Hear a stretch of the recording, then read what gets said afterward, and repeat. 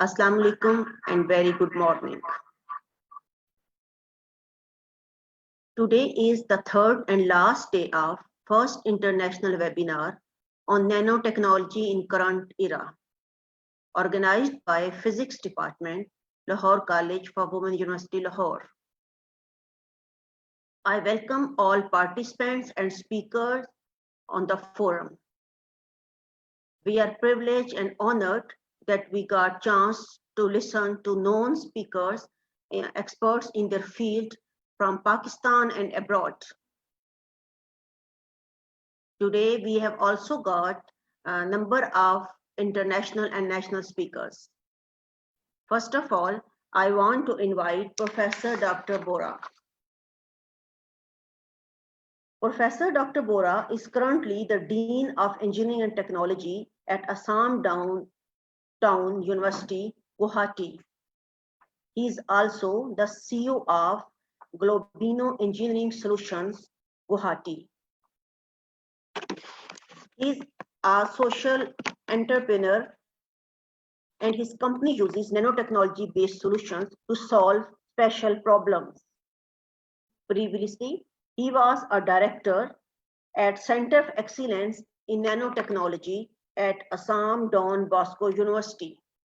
He also served as a research faculty at the Engström Laboratories, Sweden, and a research specialist at the Asian Institute of Technology, Thailand. Professor Bora's research interest is environmental nanotechnology. He has 98 publications in international peer-reviewed journals and conference proceedings, and 8 book chapters. He has 3 patents applied for, 1 published, and other 3 invention disclosure forms submitted for verification. He has a personal H index of 32 and I-10 index of 68 with over 5,100 citations to his work. Professor Bora is also a consultant to the University of MSME and is involved in upgradation of traditional industries of India through inclusion of modern technology. He is also a mentor to the budding entrepreneur of Northeast through Octane program of software technology parks of India. Professor Saab, thank you very much for joining us. And he will today talk about low-cost environmental sensors using metallic and semi-conducting nanomaterials. Please share your knowledge with us.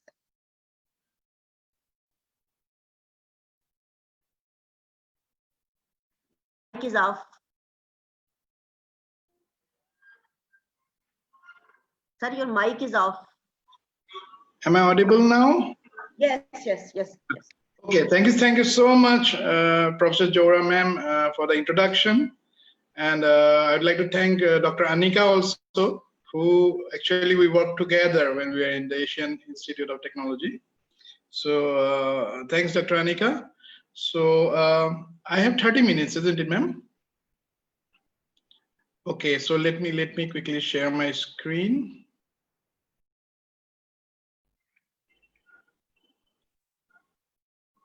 Is my screen visible? Yes, it's visible. Okay.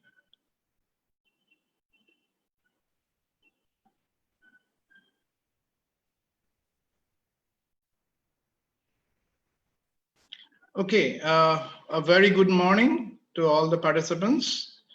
Good wishes from India. So today I'll be speaking on, the title I have given is Low Cost Environmental Sensors Using Metallic and Semiconducting Nanomaterials. So basically I'll be talking about how we can use very low cost concepts, low cost technology to come up with products that the market needs, especially products for the people who are at the lower rung of the social pyramid, people who cannot afford very expensive setups. My lab here, all the researchers, they are basically trying to do exactly that. That means research leading to product development. And finally, some of my students have become entrepreneurs also. So just to build up the case as to why nanotechnology is the need of the hour, I'll say, or the need of this century. It's the situation where we are in now is that we already know that our activities have polluted the environment, have polluted the ecosystem. We know it, but we are in a situation we cannot avoid it. It's something like this, that if you ask somebody, why are you using the air conditioner? Then obviously the answer is because it's very hot, right? And if we ask why it is very hot, then obviously because we are using too much of air conditioners. Too many air conditioners running at the same moment generates a lot of heat. So finally, we are in a vicious circle where we have no option. So we have to find out some alternatives that can actually be environmental friendly. Okay, so talking about the global warming that is leading to so many issues at the moment. So that's a big concern, of course, right? So we need technologies that can help us in minimizing the environmental pollution, the damage that we had already done. So, it's all vehicles, then you have industries all over, mining, okay? So all these are contributing in a big way in increasing the pollution level all over the world. Okay, finally, these pollutants, they end up in the groundwater or they remain suspended in the air. So finally, we are either inhaling them or we are drinking them. Okay, so finally, we are doing a lot of damage not only to ourselves but to the whole ecosystem. Okay, because we need the whole ecosystem to survive, right from human beings to plants to other animals to aquatic animals to even the bacteria and the virus. Okay, we need them. So we're using excessive fossil fuel, vehicles always on the road. Every household now has 2 or 3 vehicles. Gone are the days when we used to use buses. Now very less buses, people prefer their own vehicles. So if this goes on, then we are depleting oil reserves also and contributing to environmental pollution. Okay, so if this continues, then very soon we will be walking, right? So major contribution from vehicular emission is in the form of NOx or VOCs. VOCs means volatile organic compounds, and NOx, as you know, are different compounds of nitrogen and oxygen. So they are harmful. Okay. So look at this 2 pictures, one of Los Angeles and the other of Beijing. Now what you see here is not fog, or it's not cloud also. We have come up with a new term in the dictionaries now. It is called smog, or smoke and fog coming together. And this is extremely dangerous because it remains suspended just above the ground and we're constantly inhaling it. So if you look at the Beijing picture, it looks like this, the same location. After a rainfall, it looks something like this. Okay. So you see how much amount of pollution or polluted air we are inhaling, or our younger generations are inhaling. So that is of the case that we need a new technology, a different type of technology, because whatever technology we had, we tried to use it to the maximum possible. And in the process, we did a lot of damage. Okay, so maybe, I don't know, personally, I feel, yeah, this is the solution. We have to offer nanotechnology means because we can find out very, very green ways, or rather environmental friendly ways of doing our activities. All right, you already know it is the 3rd day of an international nanotechnology webinar, so you are all aware of this. So I'll just skip this part. Just wanted to tell you that whatever work we are doing in our lab, like I told you, we are trying to do what we call as women's nanotechnology. So basically, I want to tell all the participants that don't be frightened or don't think that nano research is only for the very, very rich and sophisticated labs. We can do it in very small labs also. But of course, we need the support from these big institutions because for our characterization. But otherwise, it's all about thinking out of the box. And you know, from India, all the scientists who got Nobel Prize, they actually work in very small labs that they build themselves. So science definitely is not only for the rich; it's for all of us. Okay. So today I'll tell you a little bit about how we can actually come up with innovative ideas at a very low cost.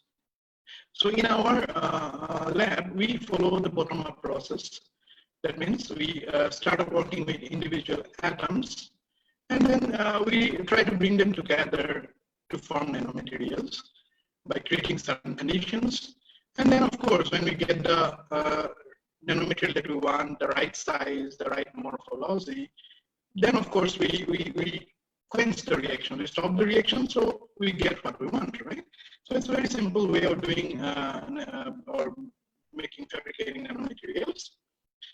Because the top-down process, where we start from a bulk material and go down, is very, very expensive. The techniques are very, very expensive. Anyway, the situation is now like this, that that's actually my son. This was this a photograph taken in Sweden. You know, Sweden is still a very, very environmentally pure. Bora, excuse me, please. There is some distortion from your side, maybe some internet problem. Please check that. Because your voice is not. Yes, your voice is not clear. Let me do one thing. Let me just put up a hotspot then quickly. Just give me 30 seconds. Okay, fine.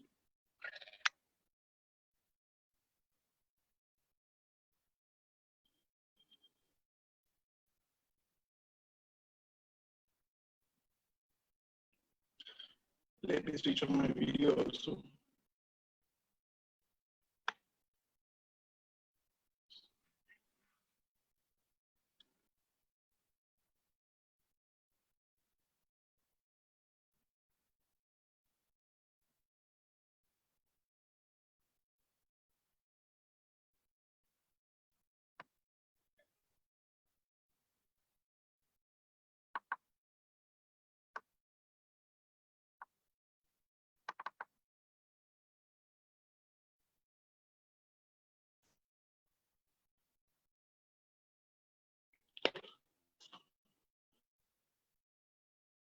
Is it better now, ma'am? No, sir. I'm afraid not. Let me then log in again. Just give me 1 minute. Let me log in again.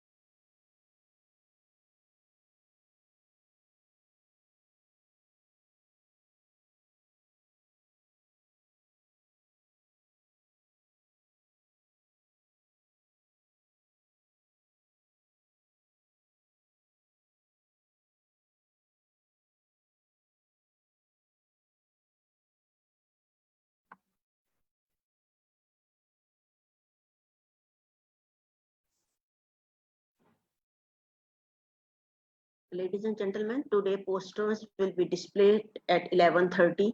So all the participants who have submitted their posters, uh, please be vigilant and keep your internet in contact.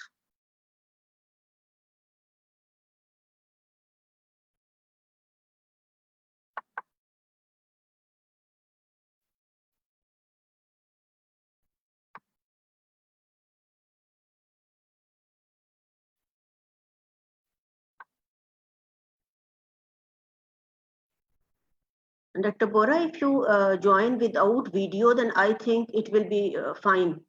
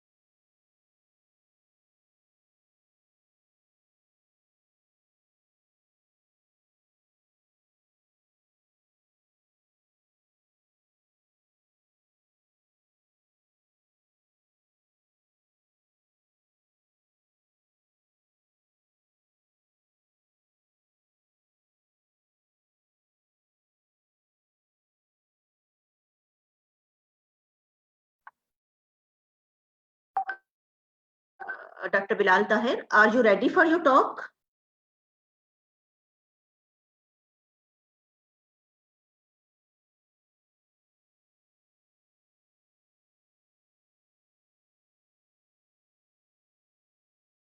Okay, Dr. Rifat, please display posters.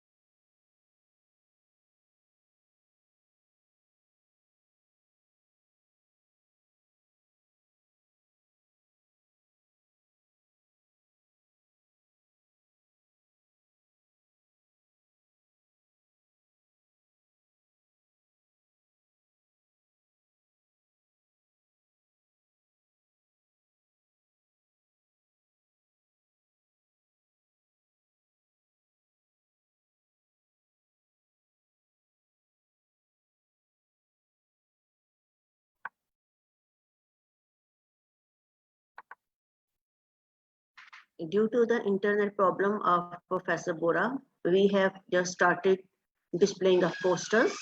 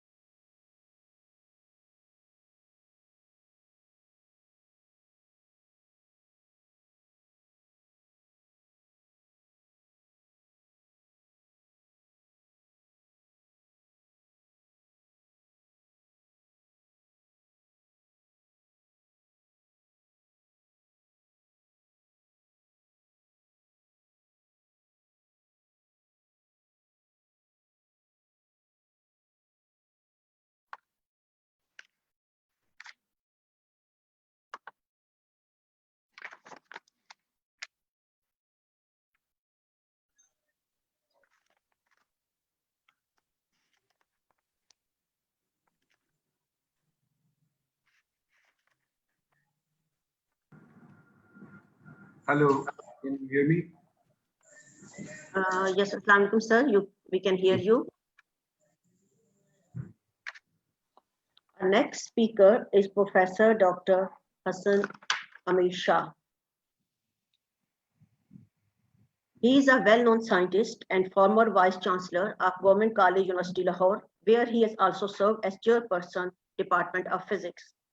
He has now joined former Christian College University as a Professor of Physics and Dean of Sciences. Professor Shah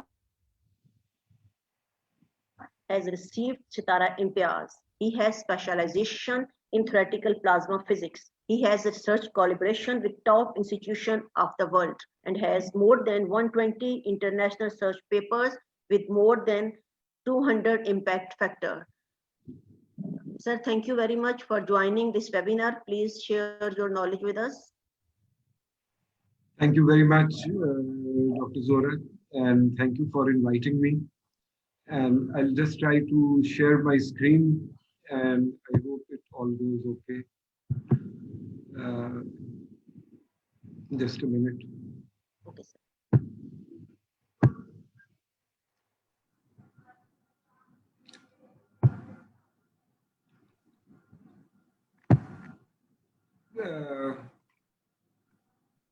Where is my screen share option? I'm trying to.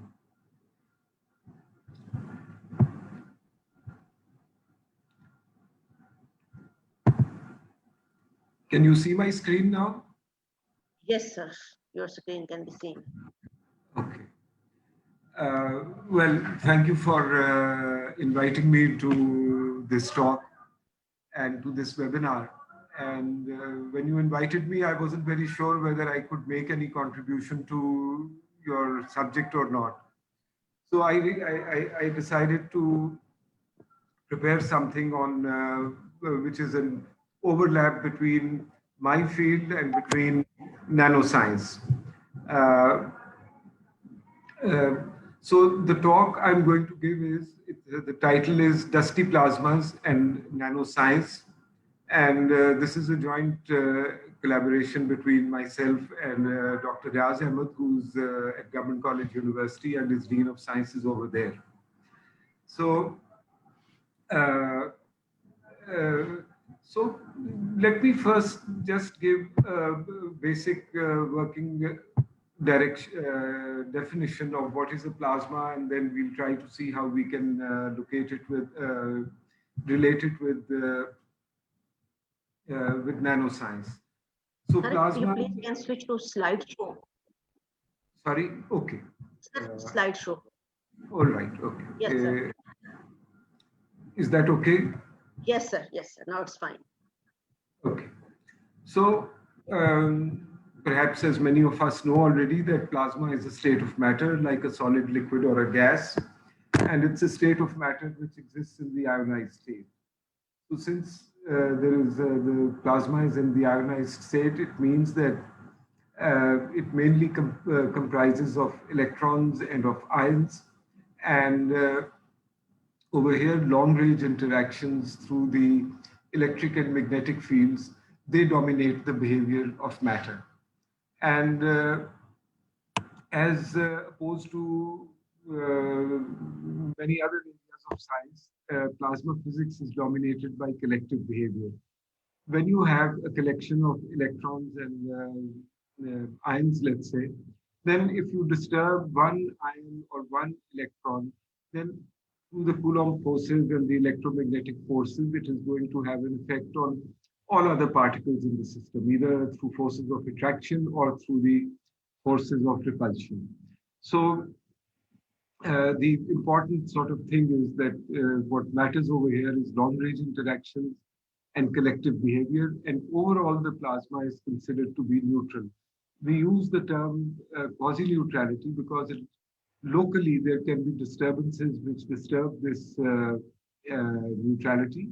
And it is for this reason that we see a wide variety of phenomena which are present in a plasma. We can see all types of waves. We can see the interaction of these particles with the external or internal electric and magnetic fields. So the other field which sort of developed in the last 3 decades or so is the area of dusty plasma physics. So it is exactly the dusty plasma which then can be related to nanophysics or to nanoscience. So now, instead of having just a collection of electrons and ions, there are small particles of solid matter which can absorb electrons and ions, and we will see that they become, in general, negatively charged. So once again, dusty plasmas are plasmas that contain particulates of condensed matter. And these particulates have sizes ranging from a few nanometers to hundreds of microns. And they come in all types of spheres. There can be these particulates of condensed matter can be in the shape of spheres or rods, or they can be regularly shaped pancakes. They can be composed of different types of dielectrics or of conducting materials, metal particles, etc. They can also be fluffy ice crystals or even liquid droplets. So in general, these particulates of condensed matter which exist in a plasma, they are much more massive than the plasma electrons and ions. They can be, in certain cases, trillions of times more massive than the plasma electrons and plasma ions. And since they get charged by the ambient plasma, they can have charges which are roughly, they can be 2,000, 3,000 times the charge of an electron. So since they are more massive, in general, in dusty plasmas, they respond to slower time scales than the ordinary plasma ions and electrons. So again, now the quasi-neutrality condition that I showed you on my first slide, that becomes modified. So the number of ions is roughly equal to the number of electrons. plus Z times the number of solid particle particulates that exist over here, and Z is the charge number. So this changes the dynamics of the plasmas, and dust can either actively or passively, it begins to play a role in the different plasma phenomena that are observed. So it is now said that starting about 30 years ago, people have been finding dusty plasmas everywhere. So they are said to be ubiquitous in nature. They are found in most space environments. They are found in the cosmic plasmas. They are found in the solar system. And especially this study became important when Halley's comet was was visiting the Earth. It was visiting our solar system in 1986, and the cometary tails. It was observed that in cometary tails there were a lot of solid particles which were present, and these came from the comet is basically a ball of ice, and as the ice evaporated, neutral particles came and started dominating well, they showed a big presence in the cometary tails. Later on, in planetary ring systems, the spokes in Saturn's rings, these were all attributed to the presence of dusty particles. So there are a number of many applications which dusty plasmas have. And this area of plasma physics has been very active, both theoretically in experiments and, of course, in observations. Then, of course, there are man-made plasmas which we come across. You see in the right column. So, there are all types of situations where dust can be present, and by dust we mean initially that it is neutral particulates of plasma which are much heavier than the regular plasma species, and they then acquire a negative charge, which I will describe briefly how this negative charge is applied. So they were present, they are found in fusion devices, in thermonuclear fireballs, in atmospheric aerosols, etc. And then plasmas have been used on the basis of this. They've been used for microelectronic fabrication, that is in semiconductor chips, solar cells, flat panel displays, etc. So dusty plasma devices have been used to study dusty plasmas, and they have found many important technological applications also. As opposed to, so normally when we talk about a dusty plasma, it is the number density of the dusty particulates or the dust particulates is much smaller than the number densities of the ions and electrons which constitute the bulk of the plasma. So when we talk about nano-dusty plasma, it means that it contains ions and electrons and nanoparticles. That is, solid particles in sizes ranges from a few hundred to a few hundred nanometers. And the properties of a nano-dusty plasmas are decisively different from a dust-free or a dusty plasma that contain, in general, when we look at dusty plasmas in the space environment, they contain micrometer-sized dust.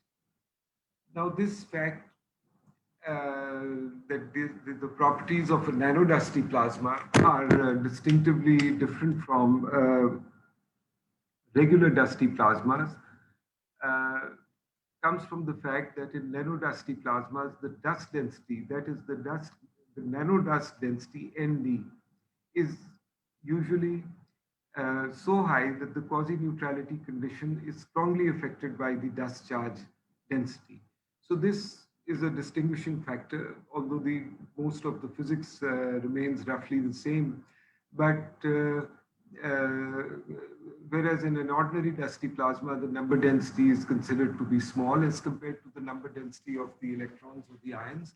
But over here, it is very high, and it is high enough that the quasi-neutrality condition is extremely strongly affected by the presence of the nanodust. So in order to sort of quantify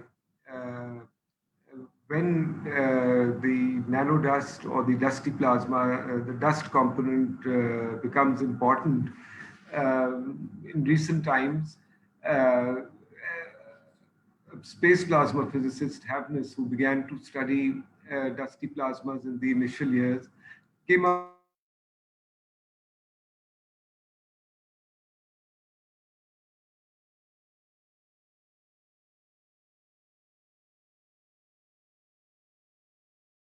with this parameter, which is given here by is the electron temperature, and E is the charge dust, the charge on the charge of the electron, and Nd and Ni are the number densities of the dust and the ions respectively. So this became known as the Havnes parameter, and it is being used to sort of assess the importance of the particles, which are the neutral particles, the dust particles, which are present in the plasma. So in plasmas with a low dust density, the Havnes parameter P is usually less than 1, and the plasma parameters are not strongly affected by the presence of the dust. In nanodusty plasmas, because of the fact that Nd can be a very large quantity, the Havnes parameter exceeds unity, which indicates that nearly all electrons reside on the dust. So what happens is that the dust gets charged because of the motion of the electrons, and the electrons go on to they stick onto the surface of the neutral nanoparticles or the nano-sized solid particulate matter, which is present in the plasma, which is there naturally, or in experiments it can also be introduced artificially. So, and so in a plasma with low Havnes parameter, with a P which is less than 1, the plasma potential is that of a dust-free plasma. The dust acquires a floating potential F, or which is expected from undisturbed ion and electron currents to the particle. When P is equal to 1, the free electron density is not sufficient to charge the dust to its free floating potential, and correspondingly the plasma potential in the cloud drops until at densities where P becomes much larger than 1. Then the cloud and dust potential becomes equal, and essentially equal to the plasma potential, and essentially no free electrons are left. All the electrons move on to the surfaces of these nanoparticles or the dust particles in the plasma. So in some nano-dusty plasmas, the Havnes parameter can reach values of P roughly equal to 50. And this high dust content then leads to its own type of problems as compared to a classical plasma, and plasma diagnostics becomes very different from that of a classical plasma, which of course I won't be discussing here. So then the key to nanodusty plasma diagnostics is the measurement of particle size, which is of a few or 100 nanometers, and the particle size distributions, since the dust size determines the dust charging. So, so if we consider a plasma, a laboratory plasma, which is contained between some reactor walls, there is a positive anode and a cathode, which is there to put a current through the gas so that matter becomes ionized. So these are some typical parameters which I have given over here, which are used in many experiments. So let me look at this expression P. Now this P is different from the Havnes parameter P, and this is the power. So the power transferred to a particle in an electromagnetic field is proportional to the square of the electric field. And the constant of proportionality here being the conductivity of the medium. So PE means the power transfer to the electrons, and PI means the power transfer to the ions. So this is proportional to the square of the electric field. Now, if we look at this constant of proportionality, sigma, then sigma is equal to charge times the number density times the mobility. Mobility is given by charge divided by mass of the particle and the collisions which the particles experience with one another. Over here, for example, it is the collision between the electrons and the ions. So we can see that PE over PI, if we take a ratio of the power which is transferred to the electrons or to the ions, then it is basically a ratio between the mobilities of the particles. So mobility in physical terms, we can understand like this, that is that a charged particle has the ability to move a certain distance, and then it undergoes a collision and it comes to a stop. So that is not a long range interaction, that is a short range interaction. And then the process starts all over again. So this mobility term, the ratio of the mobility is what defines the ratio of the power which will be transferred to the different charged species in the plasma. For electrons and ions, for example, it eventually becomes a ratio of the masses. And so we know that the mass of an electron is about 2000 times smaller than the mass of an ion. So PE over PI lies roughly in the range of between 100 to 1000. So we see that because of the smallness of the mass of the electrons, most of the power is going to be transferred to the electrons. They have the ability that the power will be transferred to them. So this makes the electrons more mobile, they are more energetic, and hence when they approach a neutral particle, there are more chances that the neutral particle or the nanoparticle which is present, or the dust particle which is there, it will become negatively charged. So in this table, I have given some typical temperatures and speeds of different plasma species, because when we use plasmas in the laboratory, it is not necessarily or very most frequently, it is not an electron ion plasma or an electron proton plasma. It is different gases which are used. For example, over here I've given an argon ionized plasma or a helium ionized plasma.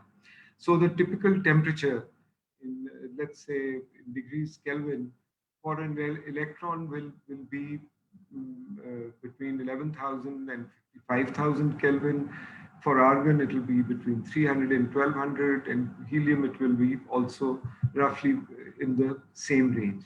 So now if we calculate the thermal velocities, which is the thermal velocity is the under root of temperature over mass, then the typical speed that the electrons can reach can be up to 10 to the 6 meters per second. That is hundreds of thousands of meters per second. As compared to this, the argon ions or the helium ions in the plasma, they are 3 orders of magnitude smaller in the speeds that they achieve. Normally, the heavier the particle, the slower will be the speed, or if the temperature is different, then again, the smaller temperatures will have a smaller speed. So the electrons require a much higher temperature because of this relationship that I've described above, that power is proportional to the power between the different charged species is proportional to the ratio of the mobilities. So these particles move much faster, they are much more energetic than the heavier particles, and so the dust will become negatively charged because it will be very energetically, it will collide with the electrons. And so this is another schematic diagram that I have shown over here. that shows the energy fluxes between a particle which is suspended in a plasma environment, and the particle gains energy through the capture of electrons and ions and their recombination, which may take place at the particle surface. It can lose energy through conduction to the neutral gas and through radiation. But in general, what we see is that it is the negative particles which are going to, under normal conditions, that is what is going to charge the neutral particulate. And in our case, since we are looking at nanoparticles, so nanoparticles can be, will in general become negatively charged. As opposed to space plasmas, where the dust can acquire charges up to 2000 times the charge of the electron. The nanoparticles, being smaller in size, they are not so strongly charged. There may be in the order of 10 or or 100 charges, but nevertheless, as compared to the other species in the particle in the plasma, the charged nanoparticles are much heavier in mass, and so their dynamics also becomes important in the when we study different collective phenomena which are taking place in the plasma, and these act as a third species in the plasma. So normally, to describe phenomena, we can use multi-fluid models, or we can use kinetic theory and write down kinetic equations which are related to the different species. In classical plasmas, this is generally the Vlasov-Boltzmann equation, which I'm not giving here, but I'm just describing it to you. And so this whole new field began, which first started as a sort of irritant. These dust particles were disturbing the plasma, but later on it was found that the plasma physics associated with this becomes richer. It becomes there are different phenomena which are happening at much slower time scales, which will become important. And then gradually, as time passed, people found that these plasmas were technologically important, and they were used to in fabrication of semiconductor chips, etc. And now, more recently, they are also being used to either fabricate or to study nanoparticles, or to have them deposited in a substrate which is present in a on the positively charged part, and they can be deposited onto the substrate over there. So this is a sort of a schematic diagram which is describing what is happening as we go along.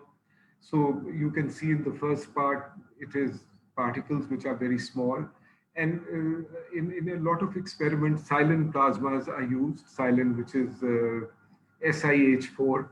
And so it begins with electron attachment, then these nanoparticles, they can crystallize, and these crystals have been observed in dusty plasmas, and then they reach a critical density, and in a few hundred microseconds, and then these nanoparticles start to collect together, they agglomerate, and so coagulation takes place here. And this normally takes between in a typical plasma, between a few hundred microseconds and a few thousand microseconds. As time goes on, plasma particle interaction increases, and you can have then up to micron-sized particles, dust particles which are present. So once you have attained your nanoparticles, they have collected together, they have agglomerated, then you can layer them on to deposit them on a substrate which is present in the plasma. So this is where the nanoparticles come in. you can create nanoparticles, or you can introduce through powder form into the plasma, and normally with high number densities, so that the Havnes parameter becomes larger than 1 and much larger than 1, and then you can have effectively these stages of formation or the agglomeration of nanoparticles taking place.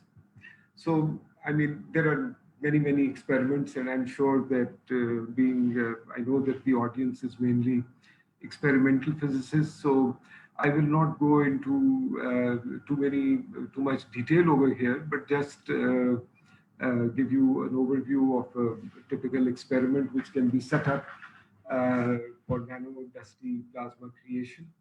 And I would like to mention here that there is an excellent review by Shagan and his co-workers, which is published a few years ago in Chemical Physics.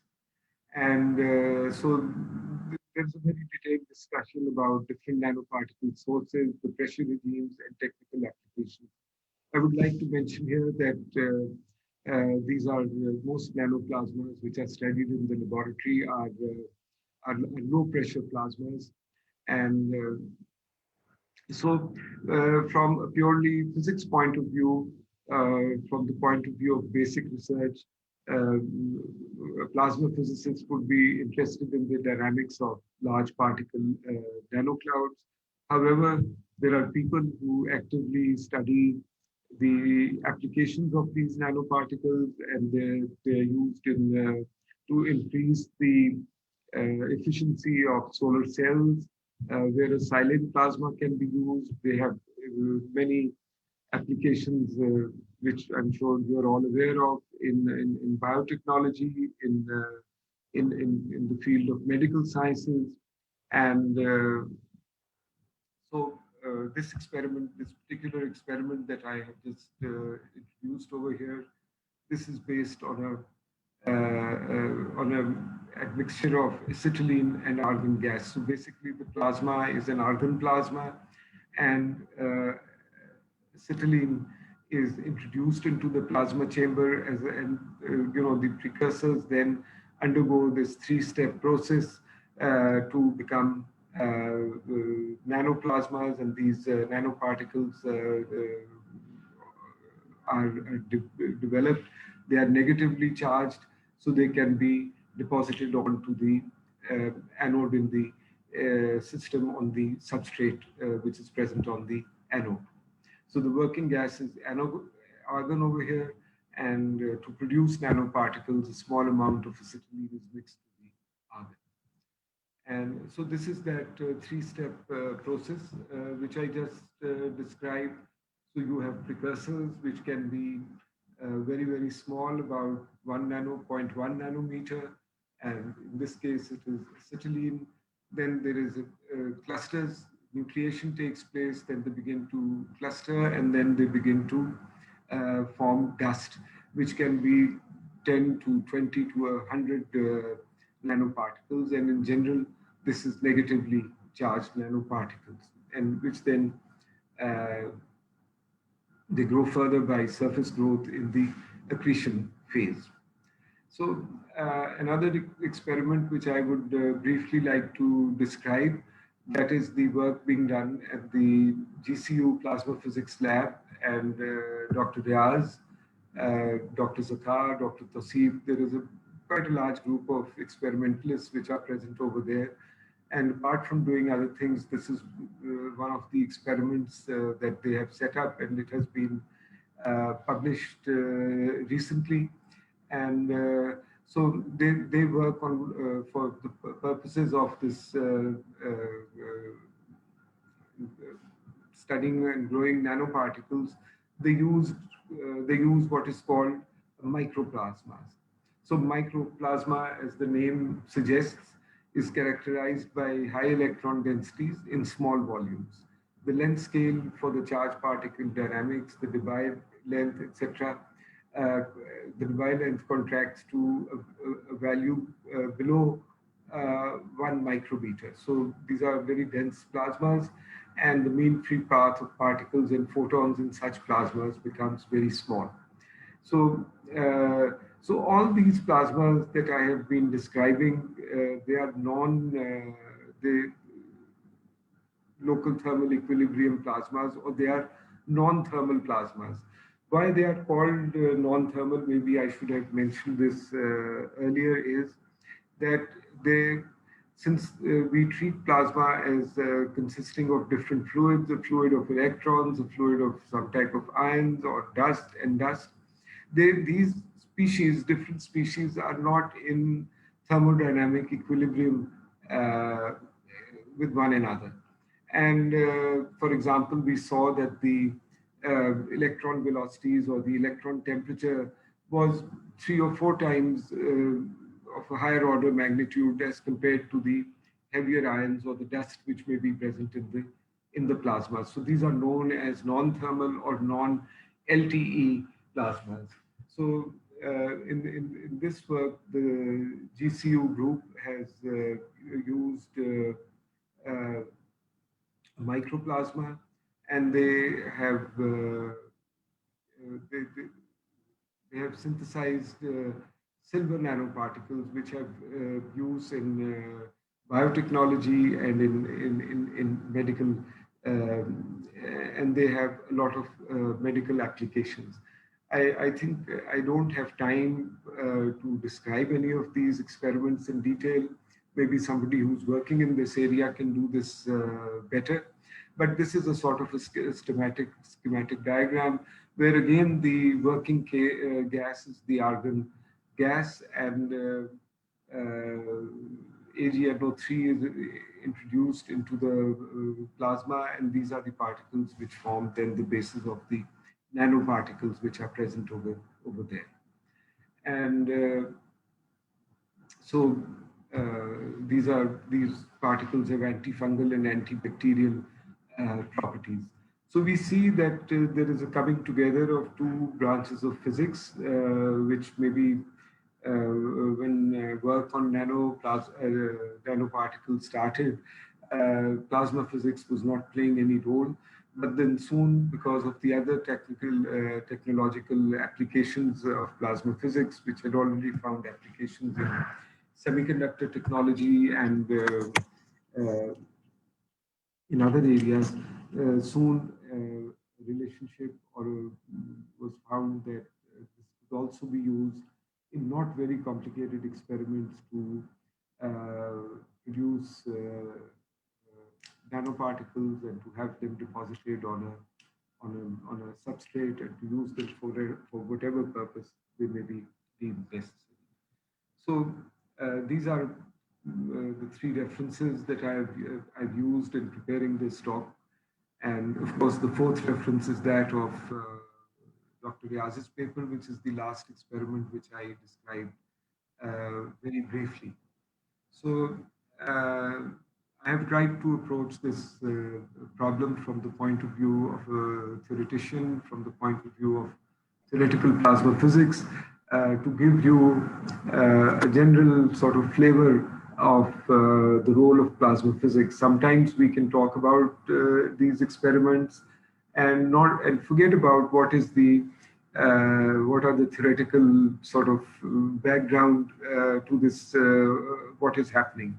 So I hope that I've been able to convey in some very small manner some basic flavor of what is taking place. Thank you very much. Thank you very much, sir, for joining this webinar and sharing your knowledge with us. I'm really very thankful to you that because when I called you initially, you asked me that I will do something, and you have done very nice. Sir. You've got good correlation between nanotechnology and the plasma. Really very thankful, sir. Sir, there is shortage of time. I can't invite audience to ask some question. We will discuss other things with you later on, inshallah. Thank you very much. Thank you. Thank you very much. Thanks a lot, sir.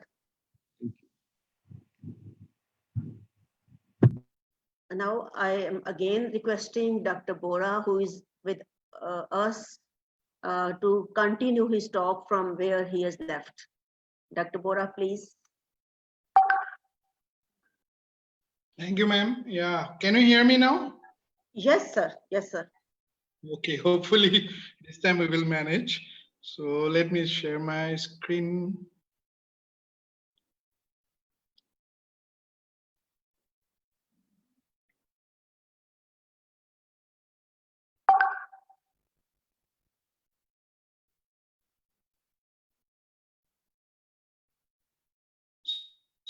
So I think I was somewhere here when. Yes. Yes, sir. Ma'am, how much more get? 20 minutes or? Pardon, sir. Try to, sir, finish in 15 minutes more. 15 minutes. Will that be fine? Yes, sir. Okay. Yes, So yes, basically, so I'll be very quick on this. So basically now we already talked about the situation where we have done some damage to the environment, and we need to go for remedial measures. But to go for remedial measures, first we have to go for a proper diagnosis. It's like a patient going to the doctor. The doctor just can't prescribe medicine unless he knows the actual situation. So we need to come up with some systems or devices that can allow us to check out the pollution level before you go for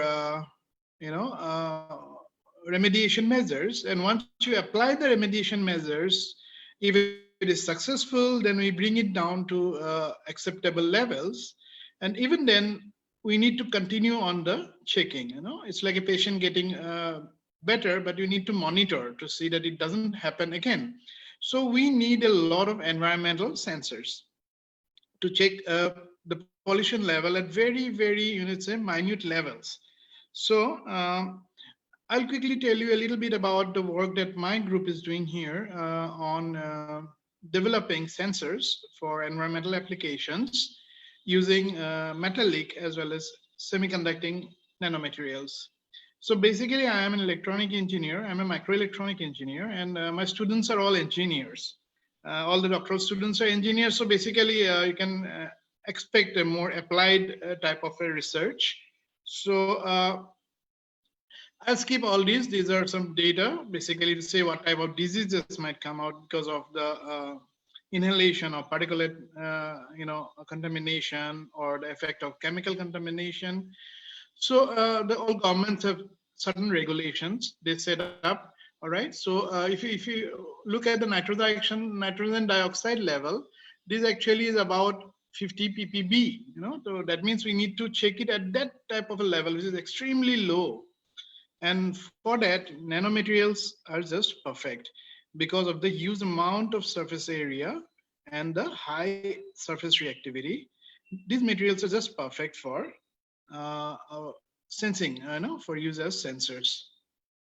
Anyway, people are getting aware. So a lot of things in the newspapers now. People are getting to know about the problems, and they are demanding solutions. Okay, so I'll quickly tell you a little bit about the sensing of gas that we are doing using semiconducting zinc oxide material and zinc stannate, or which is called as ZTO or zinc tin oxide nanomaterials. Quickly to explain to you how actually the sensing happens in a semiconducting nanomaterial. So basically what happens is that in presence of air, these semiconductors, be it zinc oxide, tin dioxide, all right, or zinc stannate. So basically they have a layer of oxygen on the surface, which is picked up from, basically through absorption from air. And these oxygen being, electron scavengers, they pull out electrons from the metal oxides. Okay, they become negatively charged, and in the process, they take out some electrons from the material and create a sort of a barrier there for the electrons to move from one nanocrystallite to the other. Now, that is an air, so there is a decrease in the conductivity because of the electrons being scavenged out. Now, if a reducing gas approaches, or your material is exposed to reducing gas, then reducing gas contributes more electrons, and that's why the conductivity increases, okay, and that is what we try to detect. So that way we can detect reducing gases. Similarly, if it's oxidizing gases, then the conductivity decreases, okay. So basically we use electronic circuits to detect this variation of conductivity with different concentrations of the exposed gas. I will skip this part where we are trying to show how we make this type of sensors. I'll quickly go through. We use different types of nanomaterials, mostly in the form of nanorods. And then, of course, we use different electrodes, various electrode designs we have done. And then we get the sensor. Okay, so I'll skip this part because of lack of time. So these are some of the rod-like structures that we're using for sensing, mainly because they can be perfectly affixed to a substrate, which basically will be one of the electrodes, and they can grow to very high aspect ratios, okay, quite long in length. In micrometers, you can go up to a few micrometers in length, okay, and the thickness also can be varied by varying the concentration of the reactants that you use to grow these structures. So we can have a wide range of variations in the surface to volume ratios, and accordingly we can select what we want. Basically, slight variations in the resistance with the size of the rods, okay, the thickness and the length. But we can pick up what we want. The problem we have with this type of semiconductor sensors is that they need certain amount of energy in the form of heat energy to remain activated, or you can give to basically say give a good performance. So we have observed that the minimal variation in the resistance, or if you say the conductance, happens in a temperature range between 200 to 250 degrees centigrade. And precisely most of the semiconductor sensors are maintained at that temperature to get a better response. Now that means a continuous consumption of energy. And we're talking about real applications, we wouldn't really want that. We don't really want to keep on continuously heating up the material to make some sensing observations. So definitely the challenge was for us to bring this down to room temperature. I'll skip all this. These are some of the measurements, initial measurements that we did on LPG sensing. That was a part of the work that was carried out in the Asian Institute of Technology when I was working there. So at the time, most of the cars in Thailand, they use LPG. And so at the time we decided to work with LPG, which later I moved over to nitrogen dioxide when I shifted my base to the Uppsala University in Sweden. Anyway, these are some of the sensing responses that you see with various concentrations. To improve the change in or the variation in the conductivities, we can use a layer of platinum or some metal in between the electrode and semiconducting material to increase the response. And you can see that there in the second graph, the response is increased with platinum sensitization. This is the repeatability test. We did repeatability test for various concentrations of LPG in ppm, and we tried to repeat, and the repeatability is quite good. That means the gas molecules can be very easily dissolved from the surface of the semiconducting sensing material, and we can repeat the observations. So these were different repeatability tests. This is for alcohol, ethanol. Then we tried out with different morphologies. So these are zinc oxide microballs. Okay, they are slightly bigger, as you can see. The scale bar is 1 micron, so these are roughly about 5 to 7 micrometers in diameter. But we tried to get the porosity that we needed for gas sensing. So you can see the ball-like structure is very, very porous. Okay, and we tried out different gas sensing with this type of structures put on electrodes. Tried that for comparison with zinc standard microballs also. The porosity was less as compared to zinc oxide, but we got quite good response. The reason we started working with zinc stannate was that the crystal structure is much more compact and rigid. That means zinc oxide has a faster dissociation rate as compared to zinc stannate. Okay, so that way zinc stannate will be much more stable for use in practical situations. Anyway, these are some of the responses. So this is a combination of zinc oxide and zinc stannate, where we use zinc oxide rods and we deposited layers of zinc stannate on top. The cube-like structures that you see there are the zinc stannate cubes. Below is the zinc oxide rods, and we got much better response there for LPG. And now, like I told you, when I moved over to the lab at Uppsala University in Sweden, I had the access to those sophisticated instruments that were needed to, you can say, go down even lower in the response and to see how low we can measure. So then initially we were working with arrays of zinc oxide rods that I showed you before, many rods together on the electrode. So then I decided to go very low using one single nanorod. So you see here, this is basically gold electrodes that we prepared uh, using what you can say this electron beam lithography. And then if you look at the tip here, it's just about 25 to 30 nanometers across. And we tried to put up one of those rods here. And as you can see in this one, we managed to do that with one here. The process for doing this is called dielectrophoresis. That means we glue the rods on a surface, scrape them off like this, and then use a alternating electrical field to pull this semiconductor in between the gaps. And when we did that, we managed to test it out for nitrogen dioxide, and it went down to, I tested it at a minimum of 100 ppb, but seeing the response, it was quite obvious that we can go even lower on that. So using one single zinc oxide nanorod, and this was at room temperature. Okay, so we managed to bring down the operating temperature to room temperature. Tried out with graphene also as an electrode. Okay, this as you can see here, these are graphene flakes over which we grew these zinc oxide rods like these, and we tested that. And here also with this particular design, we also got very low, right up to about 50 ppb for nitrogen dioxide. Now, I'll quickly move over to another material. Till now I was talking about the semiconductors that we use for sensing.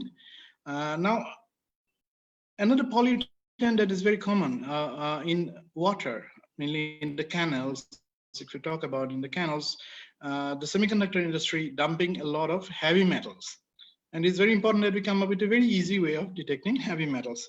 And for that, we used gold nanoparticles. So the best part about that is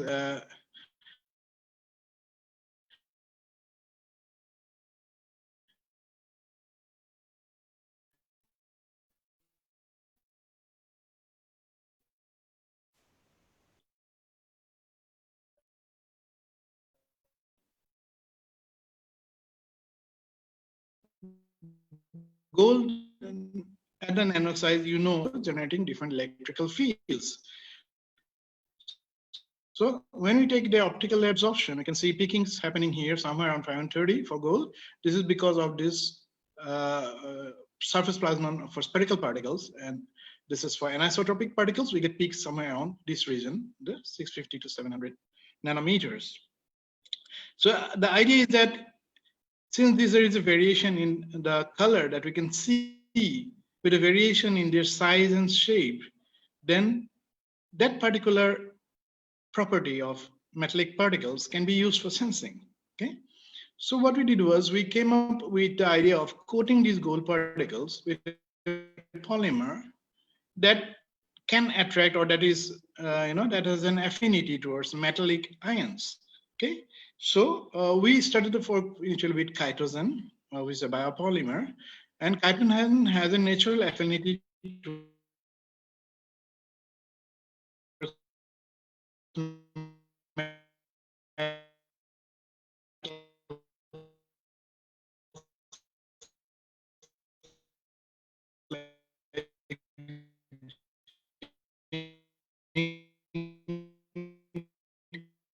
manganese, copper, So then, because of the chelating property of this biopolymers to metals, they tend to go towards each other very close, and they become so close they appear like a single entity. That means a small nanoparticle will appear to be a bigger nanoparticle, and that's and we managed to actually come up. These are some of the observations. I'll skip all this because of lack of time, but I will be very happy if anybody has any questions. We can interact later also because Dr. Anika is there. She knows all my details. So if anybody is interested, you are most welcome. We can always have discussions on this one. So if you look here, so these are, you can see various measurements we did with different metallic particles. And the moment they come in contact with the metallic particles, you see a change in color or some agglomeration happening, which can be visibly detected. Okay. So I'll quickly skip, but this actually we came up with, like I said, we are very, very applied research. So we came up with a handheld metal ion sensor like this. That actually took us into the news, and this is a very low-cost one. Typically in Indian rupees, this is just about 10 rupees. It's a one-time testing system, but it's extremely low cost. So it's it's not about going somewhere and collecting samples for testing. If you can at least provide the people in interior areas with these type of quick testing systems, then they can actually quickly test, and if they see something happening, they can inform. It's not possible for people from the central agencies to go and into these remote areas for collecting samples always. So that's why this was done. Can I take another 5 minutes? Sir, if you want to just go to conclusion, then I will feel full. All right, fine. So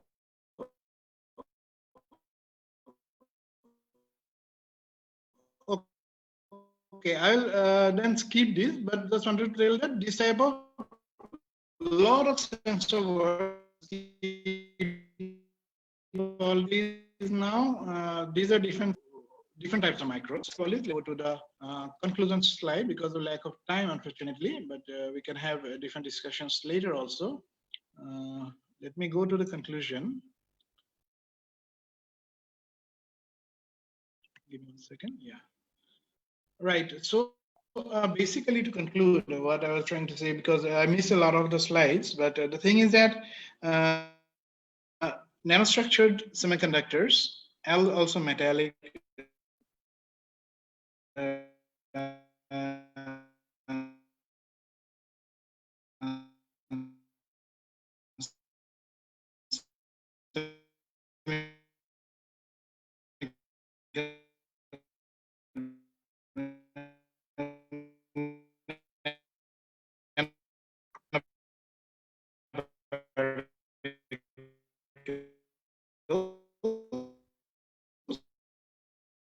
they can be very good environmental sensors, okay, because a proper scan sensor. Okay, so with that, I'll stop here. Thanks to these special groups I had worked technology. That's me sitting here. Thanks a lot, Professor Bora, for joining us. And that's Anika, I think, somewhere behind.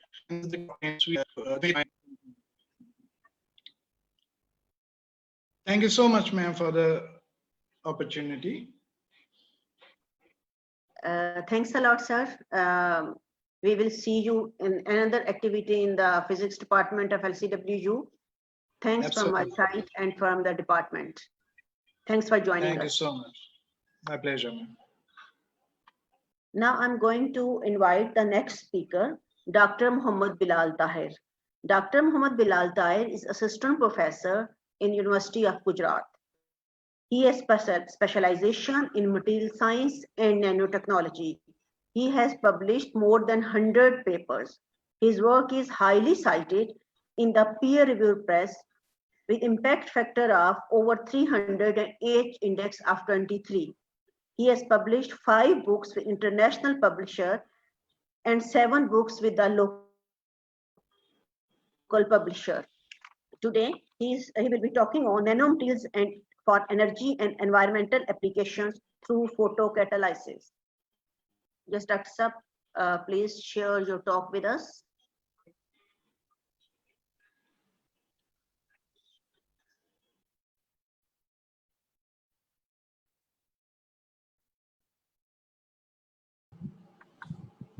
Assalamu alaikum. Walaikum salam. Thank you, Madam, for a nice introduction. And my slides are sharing. Yes, but you have to go slideshow. Your slide is visible.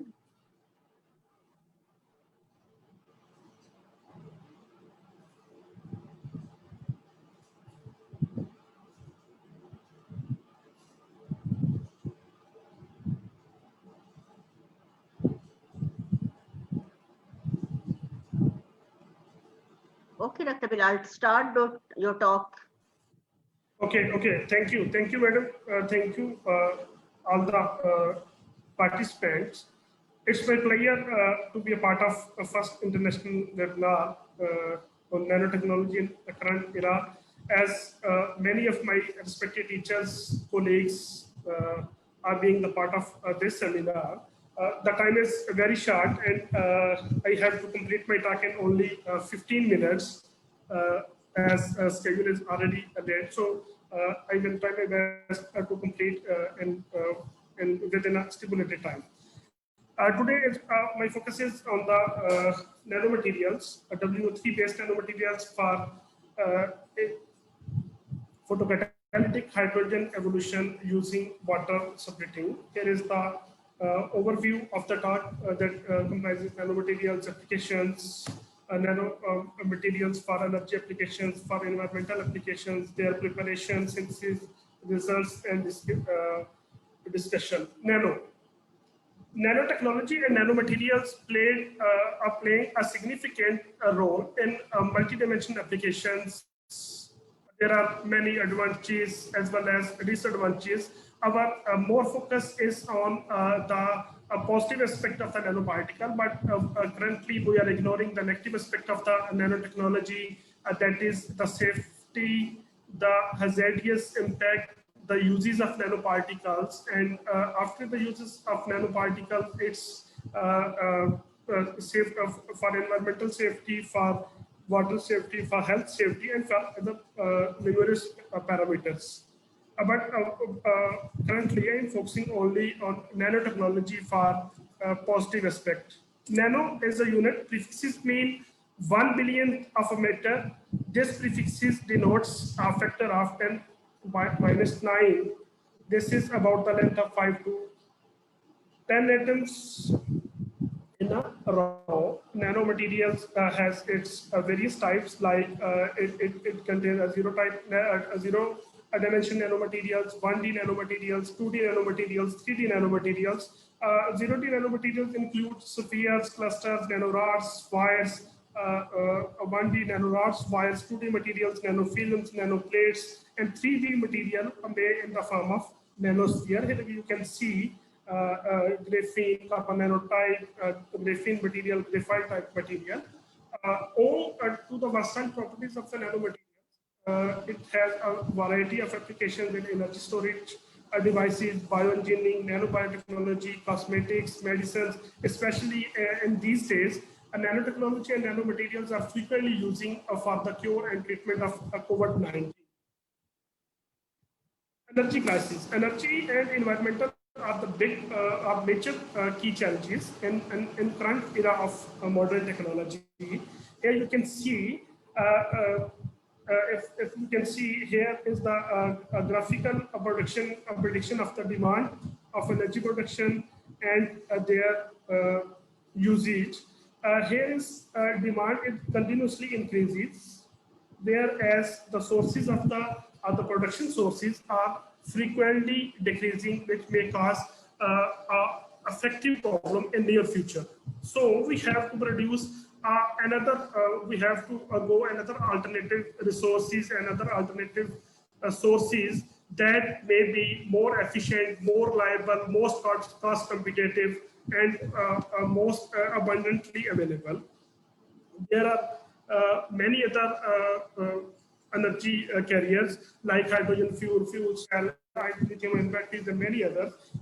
Our focus is on hydrogen energy because hydrogen energy is an excellent energy carrier, clean fuel with zero greenhouse, diverse domestic application, economically competitive, better security, faster refueling time than a battery vehicles. There are many ways for the energy production method using the fossil fuel method, coal method, solar energy method, wind, hydro, wave energy method, fusion and fission energy method, biomass energy production method. But photocatalysis seems to be the most frequent and most efficient method because mimicking the natural photosynthesis system, artificial photocatalysis facilitates effective utilization of the solar energy for environmental sustainability and hydrogen energy production.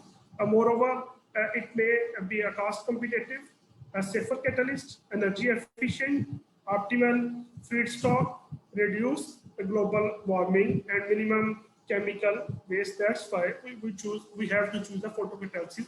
Here is a photocatalysis mechanism. A light interact with the particular type of catalyst, which can be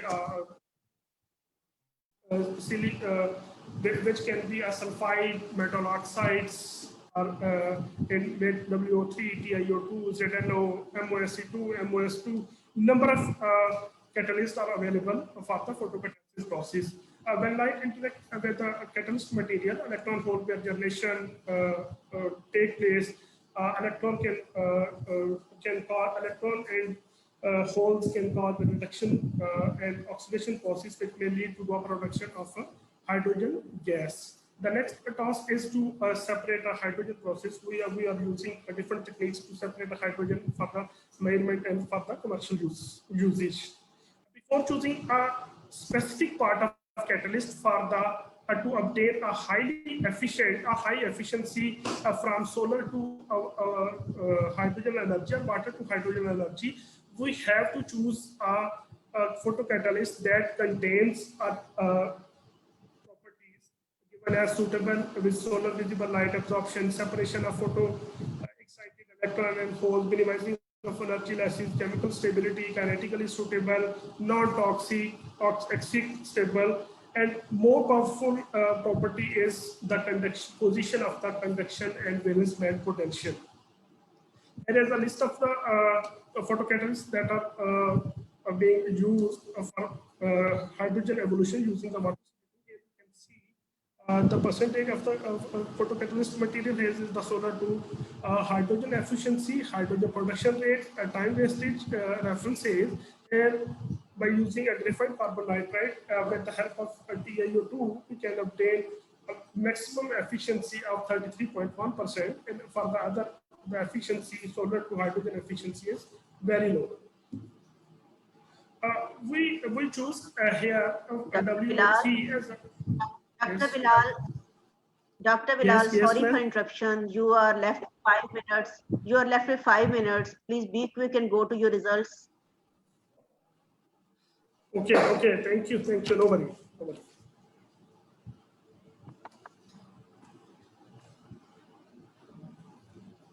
We have to choose a W3 material which have numerous limitations. By improving the limitation of W3 material, we have to opt a different heterojunctional material as a co-catalyst, which is MOSC2 and carbon nanofibers. Here is the synthesis process of the W3 material as a quantum dots, MOSC2, and carbon nanotube. Due to the time shortage,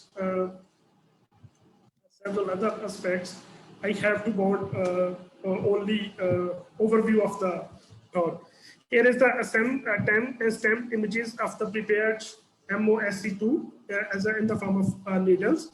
Here is a quantum dots, carbon nanofibers. Here is the composite which shows the highest stability, which shows the highest photocatalytic efficiency. You can observe The XRD results, X-ray diffractometer was used to analyze the structure, crystal phase, and every crystalline size of the material.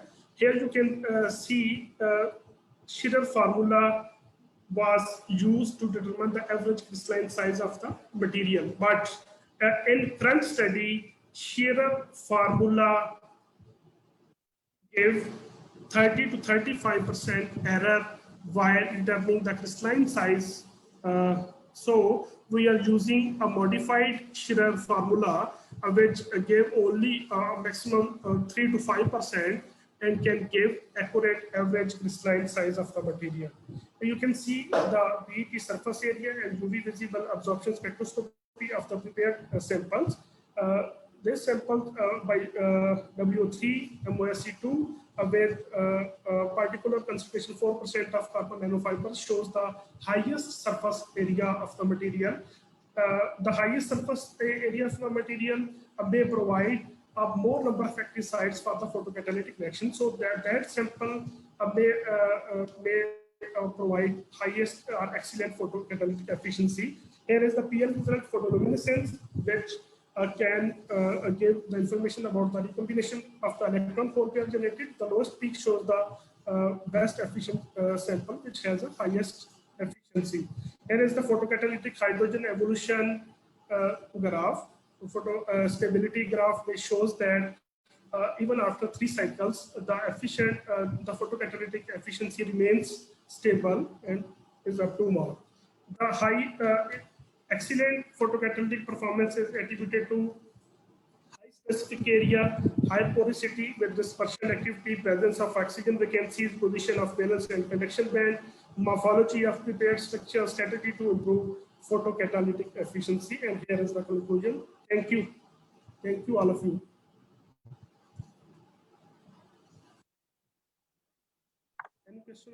Thanks, Dr. Bilal Taher, for joining our webinar.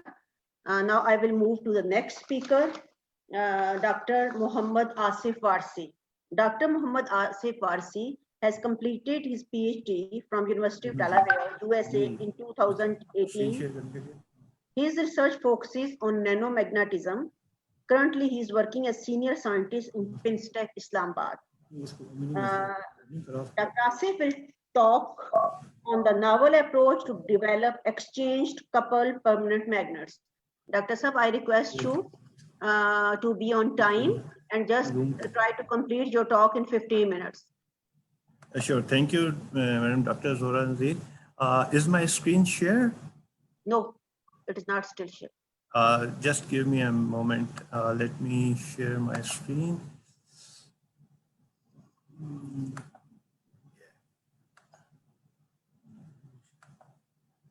Is this screen shared now? Yes, it is shared. Thank you. First of all, I would like to thank you, Dr. Zohra Nazir, and this Lahore College for Women for giving me opportunity to talk about the research. I am currently currently a senior scientist in FinStech. We have a physics division where we are doing research in many different areas. So our research group is focused on polymer composite group, and we are making EMI shielding materials here. So in my talk, I will talk about the research and some of the facilities that we have in FinStech that can be utilized by the students and researchers of the Lahore College and all over the Pakistan who wants to come and share the instruments of us. So this talk is about a novel approach to develop exchange coupled permanent magnets. And so first of all, I would like to explain the motivation behind developing an exchange coupled permanent magnet.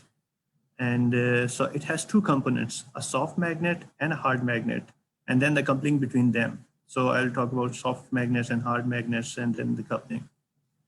So permanent magnet, a magnet strength, it depends upon the size. So as we increase the size of the magnet, its strength increases, its pulling capability increases. So the goal is to keep the magnet small and has the higher strength. And that is what a permanent magnet a modern permanent magnet is doing. And that is why Tesla motor car, they are now using permanent magnets. They're now using permanent magnets for in their cars, in their motors. Similarly, these permanent magnets are also used in robots where small magnets requires to put a lot of force and other devices. And this is a big industry. It is a $20 billion industry. And this industry wants that if we can increase the strength of a permanent magnet and decrease the cost of producing, and it can also operate at higher temperature. For some permanent magnet materials, when the temperature raises, for example, if they are working in a car, the temperature of the car engine increases, the efficiency decreases. So these are the three primary goals of the research in the permanent magnets industry or the area. So let me briefly explain the permanent magnets for the students. Thank you very much. Actually, I just so want to the permanent magnet is important. First, I think it has face-to-face meeting. high saturation magnetization, I mean, it's not such as iron, cobalt, and iron, but they have very low corrosivity. A permanent magnet should have high corrosivity as well. So these materials like L10 iron, platinum, neodymium iron, boron, these are used as these are permanent magnets because they have high corrosivity. But if the goal is that we have high magnetization and high corrosivity somewhere here. So the idea of exchange coupling is that we use iron and hard magnet material and exchange coupled so that a new hybrid material is developed that has high magnetization that is coming from iron cobalt and high corrosivity that is coming from neodymium iron boron magnets. So for this exchange coupling, the size of the soft magnet material has to be small. So this is the model of an exchange coupled magnet that has two components, a soft and a hard magnet. And so if the soft magnet size is too big, it will not be coupled. So the soft magnet size has to be small. Therefore, we produce iron cobalt nanowires. These iron cobalt nanowires are produced by electrospinning method.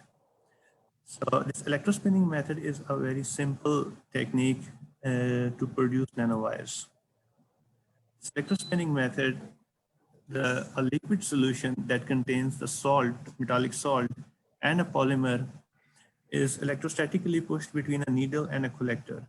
And during this travel, this liquid solution stretch without breaking and converts into a form of a fiber. This is a very cheap, versatile, and cost-effective method of producing nanowires of different materials. And therefore, we have also developed this electrospinning setup in PINST. So we have this nanofiber fabrication setup in PINST. So if some students want to fabricate some nanomaterial, they can also contact us, and we can guide if they want to make a electrospinning setup at their institute as well. So these nanofibers, here is the result for X-ray diffraction. This iron cobalt, this has signature peak of iron cobalt, and the nanowire diameter is about 34, 36, 50 nanometers, depending upon different polymer composition. So with this technique, you can fabricate nanowires of different range of diameter, and it has considered to be very good magnetization of 200 EMU per gram of iron cobalt. So soft magnetic material with very high magnetization and small diameter is prepared from electrospinning. So the next goal is how we can increase the corrosivity for a higher magnet. So corrosivity restrict the magnetization reversal. For example, here the magnetization is reversed at about 1 kilo-Oster. So a high corrosivity material is exchange coupled with iron cobalt. So for exchange coupling, we use two different materials, L10 iron platinum and manganese bismuth. So I'll talk about how we did L10 iron platinum. So L10 iron platinum is the phase of L10 iron platinum. If you look in the phase diagram, so here is the iron platinum, a 50-50 composition of iron and platinum is iron platinum, and then this L10 phase. This L10 phase is hard magnetic phase. The other phases are not, does not have the high corrosivity or the anisotropy. And this phase is achieved at 1000 or 900 degrees centigrade or maybe 800 degrees centigrade, but not below 500 degrees C. So, but if the temperature is, if we put iron platinum and an iron cobalt and raise the temperature to 600 degrees centigrade, the nanofibers melt and collapse. The nanofiber geometries collapse. And then you cannot achieve the exchange coupled permanent magnets. And to achieve L10 phase at 400 degrees centigrade, that is where the iron cobalt fiber geometry is restored and you can make L10. There is this crystalline method that was introduced in 2009 by this professor. So iron and platinum, iron chloride and platinum chloride dissolved in water solution, and they form a solution, gold color solution, and then the water is led to evaporate in low humidity environment. So as the water evaporates, the iron and platinum crystal is formed, and this iron and platinum crystal is such a crystal where platinum and iron atom are in alternate position in this line. And once this crystal is formed, this is iron platinum crystal. This crystal is heat treated in foaming gas at 400 degrees centigrade. At 400 degrees centigrade, the water and chlorine evaporates, and they're left with L10 iron platinum, this ordered structure. So we develop iron cobalt nanofibers and make this crystal. So this is iron cobalt fiber.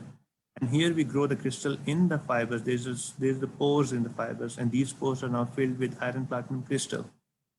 And then they are heat treated at 400 degrees centigrade in foaming gas. So a core shell structure is achieved here. And to see this core shell structure, so these peaks, these are labeled, these are iron platinum. And this peak, this star is for iron, signature of an iron cobalt. So here is 0% iron cobalt, 10%, 20%, and 30% iron cobalt. So 30% iron cobalt has a signature peak here. So that means this composite has iron cobalt and iron platinum. And this is the X-ray diffraction result. And here is the result of the magnetic characteristic. So when there is no iron cobalt, this is a saturation magnetization, you can say it's about 50 EMU per gram.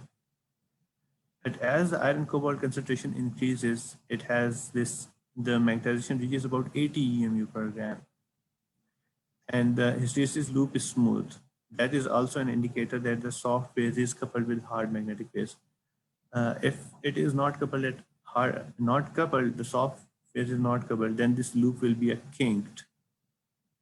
And here is this, the magnetic energy product of the composite material.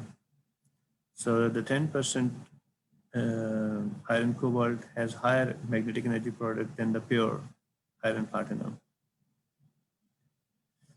These are the different composition as 1090, the SEM images of the different composition of the composite. And here is some TEM images. Because of time, I don't want to go in detail, but it has, if you look here, the contrast image, the bright part is iron platinum, and the dark, this less bright part is the iron cobalt. They are exchange coupled. So another approach that we used to couple is use iron cobalt nanofiber and manganese bismuth, hard magnetic manganese bismuth. The hard magnetic manganese bismuth was the manganese bismuth is a hard magnetic material, and it has other advantages. So Professor Wren from Temple University developed this process of making a manganese bismuth. Manganese bismuth through a solution chemistry was a challenge before this. So there was no successful attempt of making hard magnetic characteristics manganese bismuth. So he recently, in 2015, he recently developed this material, this manganese bismuth. So we gave our nanofibers to Professor Wren so that he could coat this manganese bismuth on the iron cobalt fiber, electrospin fiber. And this is how, from the simple solution chemistry, they coated iron cobalt fiber with manganese bismuth. So here is this SEM images. These are the pure iron fiber, and these are the pure manganese bismuth. And these are the images when iron cobalt fiber is coated with manganese bismuth.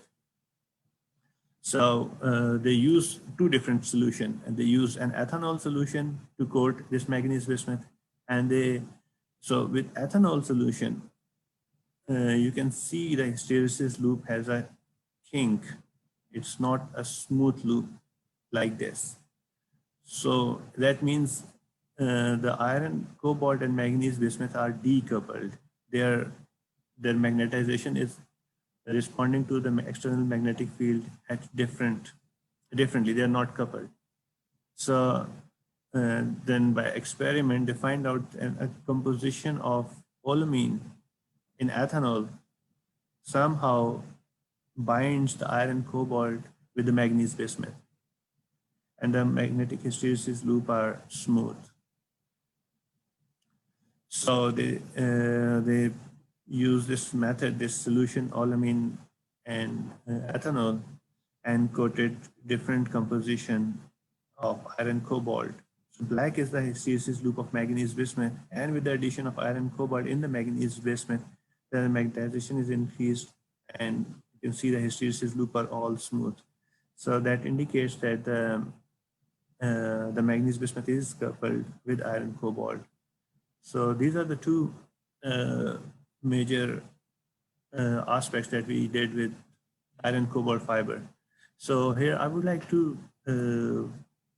extend my, what do you say, I should explain that we have, I go back here. So we have developed this electrospinning unit at Pinstick, and we are producing nanofibers of different materials in the Pinstick. And we have a vector network analyzer that can analyze magnetic waves up to 40 gigahertz frequency. So if any of our student or any other professor is interested in using the electrospinning unit or using the vector network analyzer by using a waveguide method for up to 40 gigahertz, he can contact us. Dr. Asif, Dr. Asif, Yes. sorry for interruption. You have just 1 minute left. Yeah, I have already finished. That's what I go very fast. So I'm finished. I'm just extending this that we have this electrospinning unit and we have vector network analyzer. If any of student they are listening and the professor, if they want to collaborate, they are most welcome. You can contact on my email address from this talk, and you can also contact Pinstick and Physics Division and Dr. Asif Warsi. So I'll be very happy to collaborate and work together. Yeah, thank you. Thank you for very much for this opportunity. It was a nice webinar, and thank you. Thanks, Dr. Asif, for joining us. Now we will move to the our e-poster show. Quickly in 10 minutes, and we will invite Dr. Rob, our last speaker.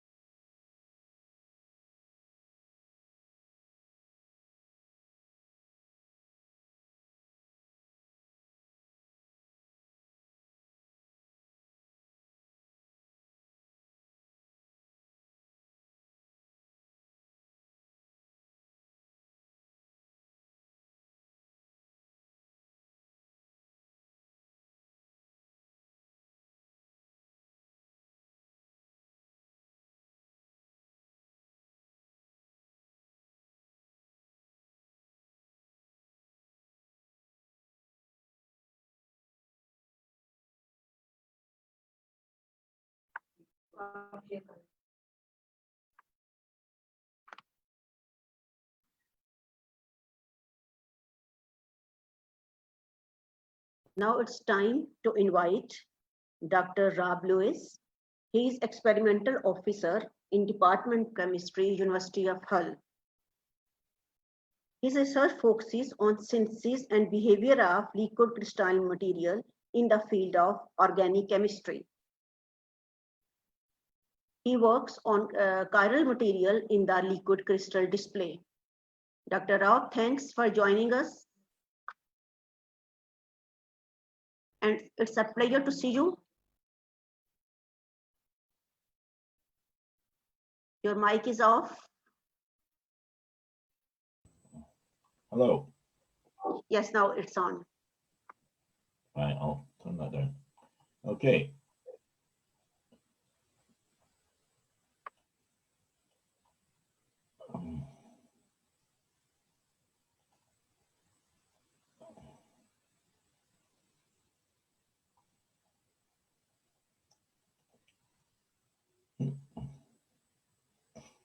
Oops.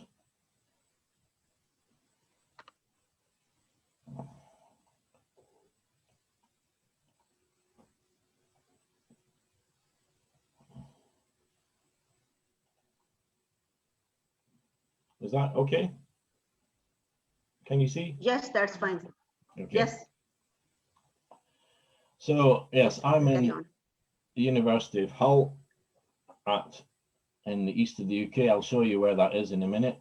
So it's a talk about chirality in liquid crystals, and there'll be a bit of introduction and a bit of historical development of chirality in liquid crystals, and up to the last topic, which is liquid crystal dimers. So if you didn't know where I am, here is Hull, which is on the east coast of the UK.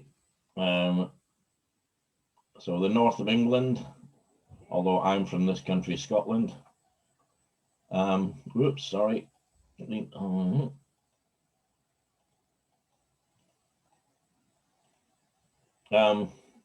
So on the east coast, on the estuary of the Humber, and if you go to the left, you end up in Manchester and Leeds.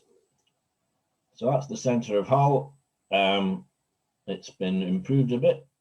It was bombed quite a bit in the Second World War. So some of these, the nicer Victorian buildings have remained, but quite a few buildings were lost and replaced by rather ugly 60s buildings, but these are the nice ones. This is the estuary of the Humber, which that's looking south to the county of Lincolnshire, which is very flat and agricultural. And this is the north side, this is where Hull is. And that was once the longest single span suspension bridge across the Humber. This is the Humber itself, that's the Deep, which is a large place to visit, an aquarium, you can see sharks, etc. And if you're looking, if you keep going out to sea, you end up in the Netherlands, in Holland. So that's where we are. So liquid crystals, just to remind you, there are two types. We call them thermotropic, where we heat up a material and it changes from a solid phase to a liquid crystal phase and eventually to a normal liquid phase. And we can create these phases by having anisotropic shapes. So either rod-shaped molecules, which is what you get in nearly every display, and alternatively disc-shaped molecules. And what you don't see here is that as well as the solid disc shape or the rod shape, you'll have flexible parts on the end of the molecule, and the flexible parts give you the fluidity to give you a fluid phase. So that essentially reduces the melting point and enables you to get liquid crystallinity. And we'll just be talking about rod-shaped molecules today. Lyotropic is probably really the biggest area of liquid crystals in terms of tons of materials, because every detergent is a lyotropic liquid crystal, and every cell is a lyotropic liquid crystal membrane. And all that is a long chain and a polar head, and the solvent then interacts with the polar head to create the liquid crystal phases, which can be lamellar, which can be all sorts. Right, so here we have a very stylized view of liquid crystal behavior. So we have a crystal with a long range order, orientational order, so all the molecules point the same way, and also positional order. So in a liquid crystal lattice, you can go from this point here and keep going, and you'll repeat the same molecule in the same position. If we heat that imaginary material up to form a smectic liquid crystal, now the molecules can slide over each other. So it can slide anyway. It can slide between the layers, along the layers. They can tumble over and over. They can swivel round and round. And in a smectic liquid crystal, we form layers. So the layers are quite diffuse. They're not they're less fixed than even this picture shows. And you only have short range. Now you only have a short range positional order, but long range orientational order. Heat it up some more, and you may get a nematic phase. So of course, these phases don't nearly always exist. Sometimes you only get a smectic phase, sometimes you're going to get nematic phase, sometimes you only get other phases. The nematic phase only has long range orientational order, and that's the one we use in our liquid crystal displays. So that phase behavior is really just governed by the Gibbs equation. It's a balance of disorder, entropy, and enthalpy. Enthalpy is the attraction between the molecules, and as temperature goes up, you want to become more disordered, and it favors the more disordered phases, such as nematic, and then obviously a higher temperature, a liquid crystal phase. That's a very quick what a liquid crystal is. Chirality has always been very important in liquid crystals, because the very first liquid crystal ever identified, which was a derivative of cholesterol, was a chiral liquid crystal. And in cholesterol, there are many of these groups here, which are chiral centers. So here we have a carbon with 4 different groups, A, B, C, D. And here we have the mirror image of that, which is not identical. So it's a mirror image, but it's not superimposable on that. So these are what we call chiral centers or enantiomers. They're non-superimposable mirror images.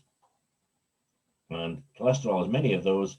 And as soon as you put chirality into a liquid crystal, just in the same way as when you put chirality into, say, materials like sugars, join them together to form DNA, you get a helix. Well, in liquid crystal, the molecules, as you put them together, want to form a helical phase too. So here's an imaginary nematic liquid crystal, and as you go from one molecule to the next, gradually they twist round. So what we call the director, which is that direction there, is gradually twisting round through the sample. So this is a chiral nematic phase. So it essentially is exactly the same as a nematic phase, but the direction of the molecules gradually twisting round through the sample to form a helix. So that twist of 180 degrees is what's called half the pitch length. As we go to a smectic phase, where we have the layers, one of the smectic phases which exhibits chirality, in other words, it forms a helical phase when it's chiral, is the smectic C phase, which is where the molecules not only form layers, but they tilt over at a certain angle. That's the smectic C phase. When it's a chiral smectic C phase, as we go from layer to layer, that tilt direction gradually twists round a bit. So here we've got bottom layer, then the next layer up, the molecules have gone round a cone a little bit, the next layer up, gone round a bit more. So the helical direction is going in a different way. It's going, if you like, end to end in the molecule, whereas in the nematic phase, the chirality is expressed by going from along the side of the molecule. So that's how, in 2 particular phases, how chirality is expressed. And if you didn't know, and if you haven't looked at liquid crystals before, how do we identify these phases? Well, the 3 primary methods are polarizing thermal optical microscopy, which involves a microscope with two polarizers crossed to each other and a heating stage. So the bottom there, we've got a heating stage. This is a Mettler model. You put your microscope slide in and you just squidge the liquid crystalline material in between. It's connected to a heating controller, and you've got a camera on the microscope, and you can very accurately control the temperature and then look at the textures that you see by heating it and cooling it. Once you've identified the phases, then we'll check that by looking at the DSC, differential scanning calorimetry. Here's a sort of fairly up-to-date Mettler model. Sorry, I'm not advertising. It happens to be the quickest one to find it. And we can look at very small enthalpy changes, and these should match up with the phase changes observed with the microscope. And finally, the third for identifying phases, really it's X-ray diffraction. So we use small angle X-ray diffraction. Small angle because the dimensions are quite large in liquid crystal, so therefore the scattering angles are quite small. But essentially it's powder X-ray diffraction. So that can give you quantitative measurements, but it also, when you've got a phase that you've never seen before, it's really often the X-ray diffraction which helps you identify that phase. And again, if you haven't seen this before, this is one of the really nice things about doing liquid crystal work. How do you identify a phase? This is in the dark side, that's an isotropic liquid. So if you're looking through cross polarizers, all the light is blocked and it's black. And as you cool it and it forms a nematic phase, you see these droplets formed. And so this side, the right side of the slide is slightly warmer than the left side. And that's often the case. It's very hard to get, if you've got really pure material, to get absolute uniform temperature across the slide. And so you can see on the left-hand side, you've got very bright colors appearing. You've got these droplets and you've got some dark lines appearing. As it cools directly into the nematic phase, this is the sort of texture you would hope to get. And you identify the phases really by defects. So if there are no defects, it would be impossible to identify, but the defects which spontaneously form allow identification. So here's a point defect, that's a singularity, and you get dark brushes around it. And the dark brushes are where the molecules are either in line or 90 degrees to the polarizers. So when you rotate the polarizers, you'll see these brushes going round either clockwise or anti-clockwise. And you can see that the defects are actually joined to each other. So they actually form a network of defects. So we call this texture the Schlieren texture. So here's a bottom left, sorry. This is what a defect, one of the defects looks like. So there's your singularity in the middle. So there's no order at all. And the molecules essentially wrap around that defect in various ways. And this one is where we get a 4-brush defect. So quite, as you can see in this picture, there's quite a few of those 4-brush defects, 1, 2, 3, 4, where the molecules there are aligned. See if that's the polarizer, one polarizer, it's aligned with that. So that'll be black. And again, that will be aligned with that polarizer, that'll be black. So that gives you 4 blushes. And that's a one where we've got a very, this is one I borrowed off the web, I'm afraid. So that's a really nice picture. It shows where you've got defects a long way from each other. You can get these really nice patterns. When you make it chiral, so a nematic phase chiral, you get a completely different texture, which bears no relation to what you saw with the nematic phase itself. Now, what you tend to get when you cool directly spontaneously from the isotropic is this texture here, which is called the pseudo-homeotropic phase. Sorry, it should be called the pseudo-homeotropic texture, really. Now, I won't go into smectic phases, but this looks very much like the smectic A phase texture, and that's just like the smectic C phase, but the molecules are simply orthogonal, 90 degrees to the layer, sorry, in the same direction. So yeah, orthogonal to the layers. And this is formed by a disordered collection of these small helical nematic domains. Now, what happens when you shear that, and that means really putting say, a spatula on top of your slide and pressing down on the slide to shear the molecules, it will often change to either one of these two textures. So sometimes these form spontaneously, but often you get this disordered system first, and then when you press them, you get the fingerprint texture. So here, the molecules, if you look at the bottom, looking down on the top of the slide, you've got the helix going along the slide. So you can actually see the helical pitch length. So that distance, the distance between that dark line and that dark line there is actually the 180 degree. That's the half the pitch length. So you can actually measure the pitch directly from a microscope. Another, depending on the type of molecule and also the type of slide, here they're aligned homeotropically, we call it. So that's that bit there is the slide. Here they're 90 degrees to that, and the optic axis is going down. So the helix is going through the slide here. And that green color is due to selective reflectance, which is caused by the helical pitch. So in this case, it happens to be the helical pitch is in the same dimension as visible light, and we get a green color. So the colors can vary through the entire, all the colors of the rainbow. And this is called a Grandjean texture. So we get fingerprint texture, Grandjean texture. Now in a pneumatic display, the traditional twisted pneumatic display, which you have probably seen many times, what we do is we have an alignment layer on one side and also a polarizer. So I have a polarizer, an alignment layer, which makes the molecules go in line at that surface with the polarizer. And on the other side of the display, so here we've got another glass plate, we've got the molecules, but now aligned 90 degrees to that. And the polarizing light, the polarized light goes through the polarizer. So as it goes through this polarizer, it comes out polarized in this direction.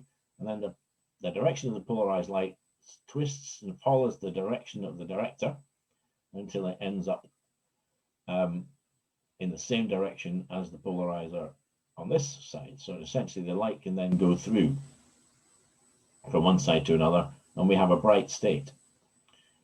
If we then apply an AC field to that, the molecules will, to some extent, and this is a very idealized picture, line up with the AC field, and then there's going to be no rotation of the polarized light direction. So when it hits the bottom, it's now, the polarizing direction is now 90 degrees to this polarizer, therefore it gets stopped, and we get a black state. So that's how we get dark states and black state pixels.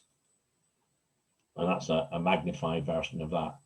In a typical TFT display, thin film transistor, here we've got a pixel where the light is being rotated. Its direction of polarization is rotated, and here we've switched it by applying a field. The molecules line up with the AC field, and there's no rotation of the polarization of light, and we get blocks.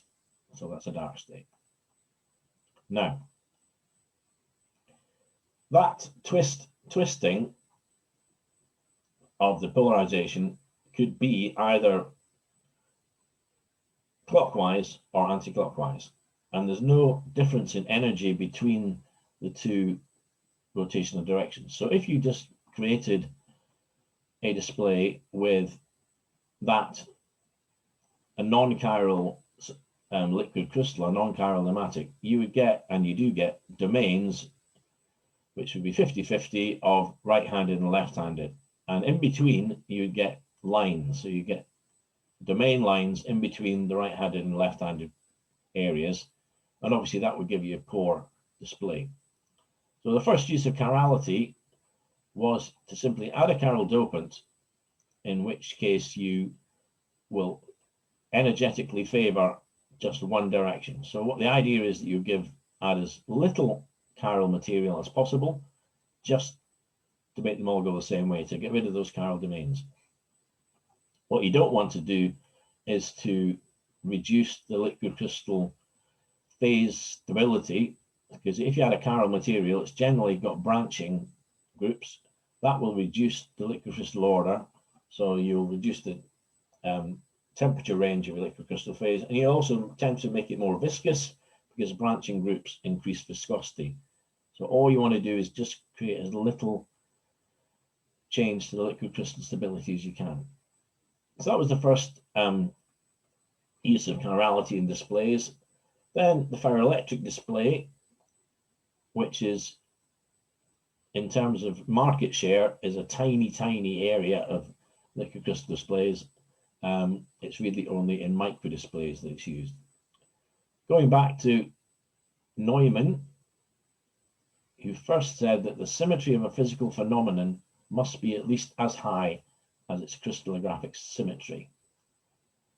Now, ferroelectricity is a spontaneous polarization, which you can then reverse its direction with an electric field. And if you look at polarization, it's got a C infinity axis.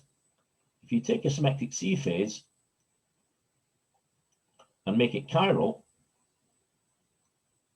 it's got a C2 axis. So it obeys Neumann's principle. So it should be possible to get ferroelectricity from a symmetric C phase.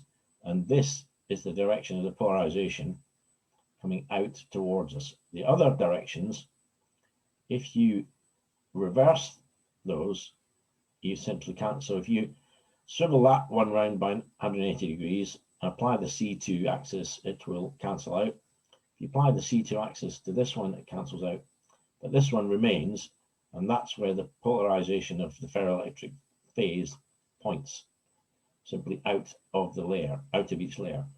Now the trouble is, as we mentioned before, the chiral symmetric C phase forms a helix, so that if you formed a normal symmetric C, chiral symmetric C phase, that polarization would be twisting round as you went from layer to layer up the way and cancel itself out.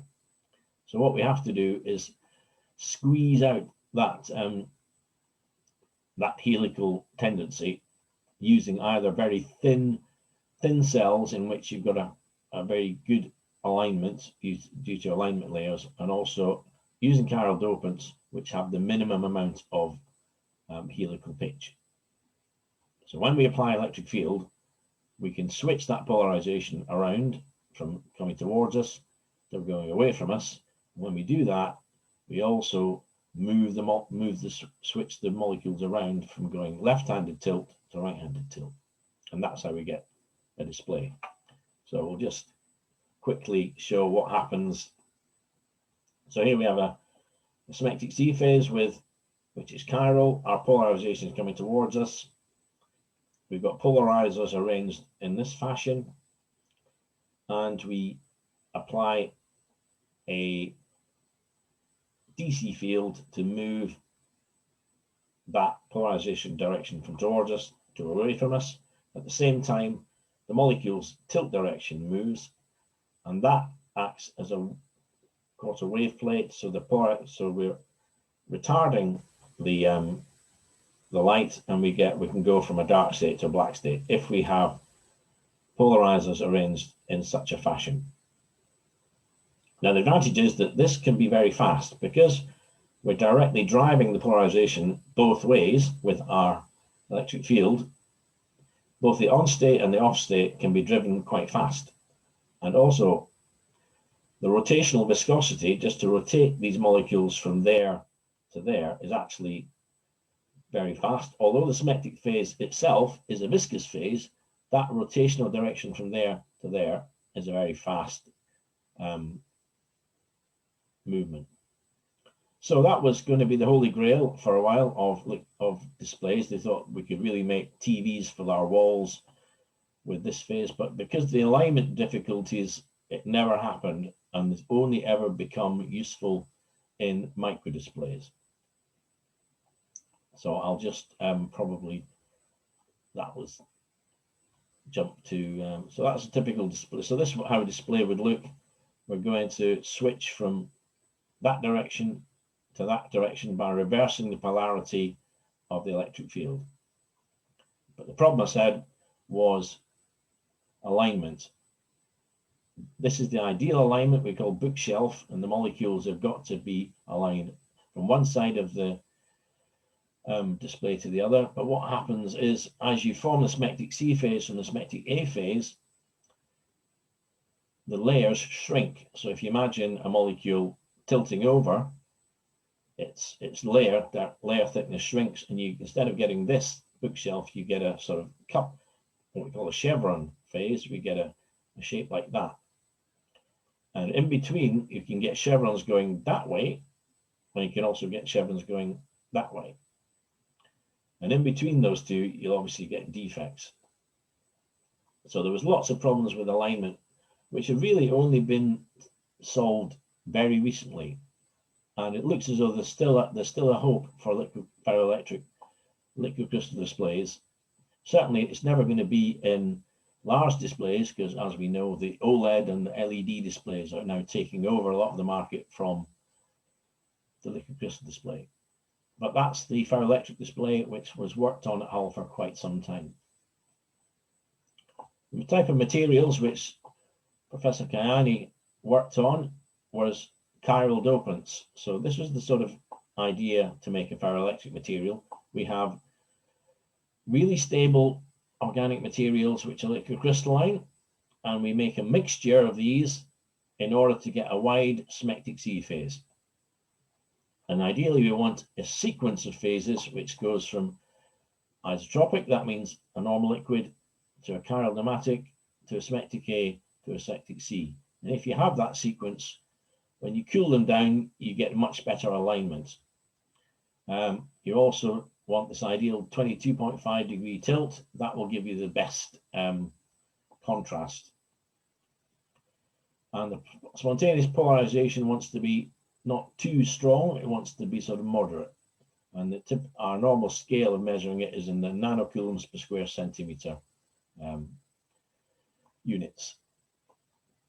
So this is the sort of material that's been used in a lot of these ferroelectric displays. But still, the problem of alignment has really held it back from being what you buy from Samsung and LG, etc. The chiral dopants can be all sorts of very interesting structures.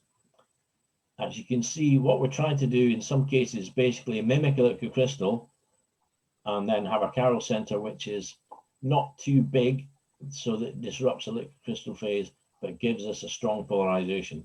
So here's one with fluorines, chirofluorines. So fluorine is a small atom. Its van der Waals radius is only slightly bigger than hydrogen, and it gives us a strong polarization with relatively small amounts. And here's one using different chirality. So that's the kind of display, micro display. And this is where, when I say micro display, this is really quite a small display. And this is the kind of thing you get in head-up displays. And now these are going into, the idea is that these may still go into high market, high volume production. So augmented reality for gaming is becoming very important, and ferroelectric displays have a still good chance of being successful here. So this is the last topic I'm going to talk about. It's a tale which began many, many years ago. Dimers, liquid crystal dimers, and it's what's called the nematic twist bend phase. Dimeric liquid crystals have been looked at for a long time. So not long after the small molecules were looked at, they tried linking them together. And you'd use a flexible linking group, and this is the 5CB, the sort of cyanobiphenol, which George Gray discovered at Hull, which became the start of the liquid crystal display industry. And if you have an even number atoms, the preferred conformation is generally linear, and that will favor a liquid crystal phase.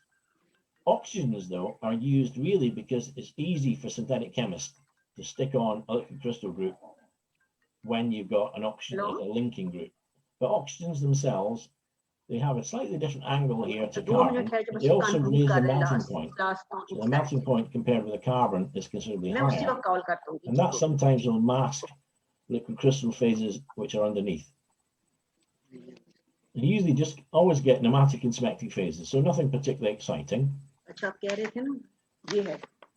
Even numbers, as I said, favor liquid crystal phase. And if you have an odd number, it's likely that the favored conformation will be this bent thing here. So this nematogen and that one are not in the same direction. Therefore, that will disrupt any liquid crystal phase. So you'd expect odd numbered atoms to be bad for liquid crystal phases. Now, back in 2007, working with Georg Mell, I synthesized this carbon analog. A little bit more difficult to synthesize, but certainly nothing really difficult. It's got 1, 2, 3, 4, 5, 6, 7 atoms, but also we did 9 and 11. And you can see that we've drawn it, I've drawn it in that sort of bent shape. Now, this is not particularly good image, but at higher temperature, it gave a normal pneumatic Schlieren texture. So this is the left-hand picture, which is a typical Schlieren texture. But as you went down at a very sharp temperature region, it changed to be definitely different.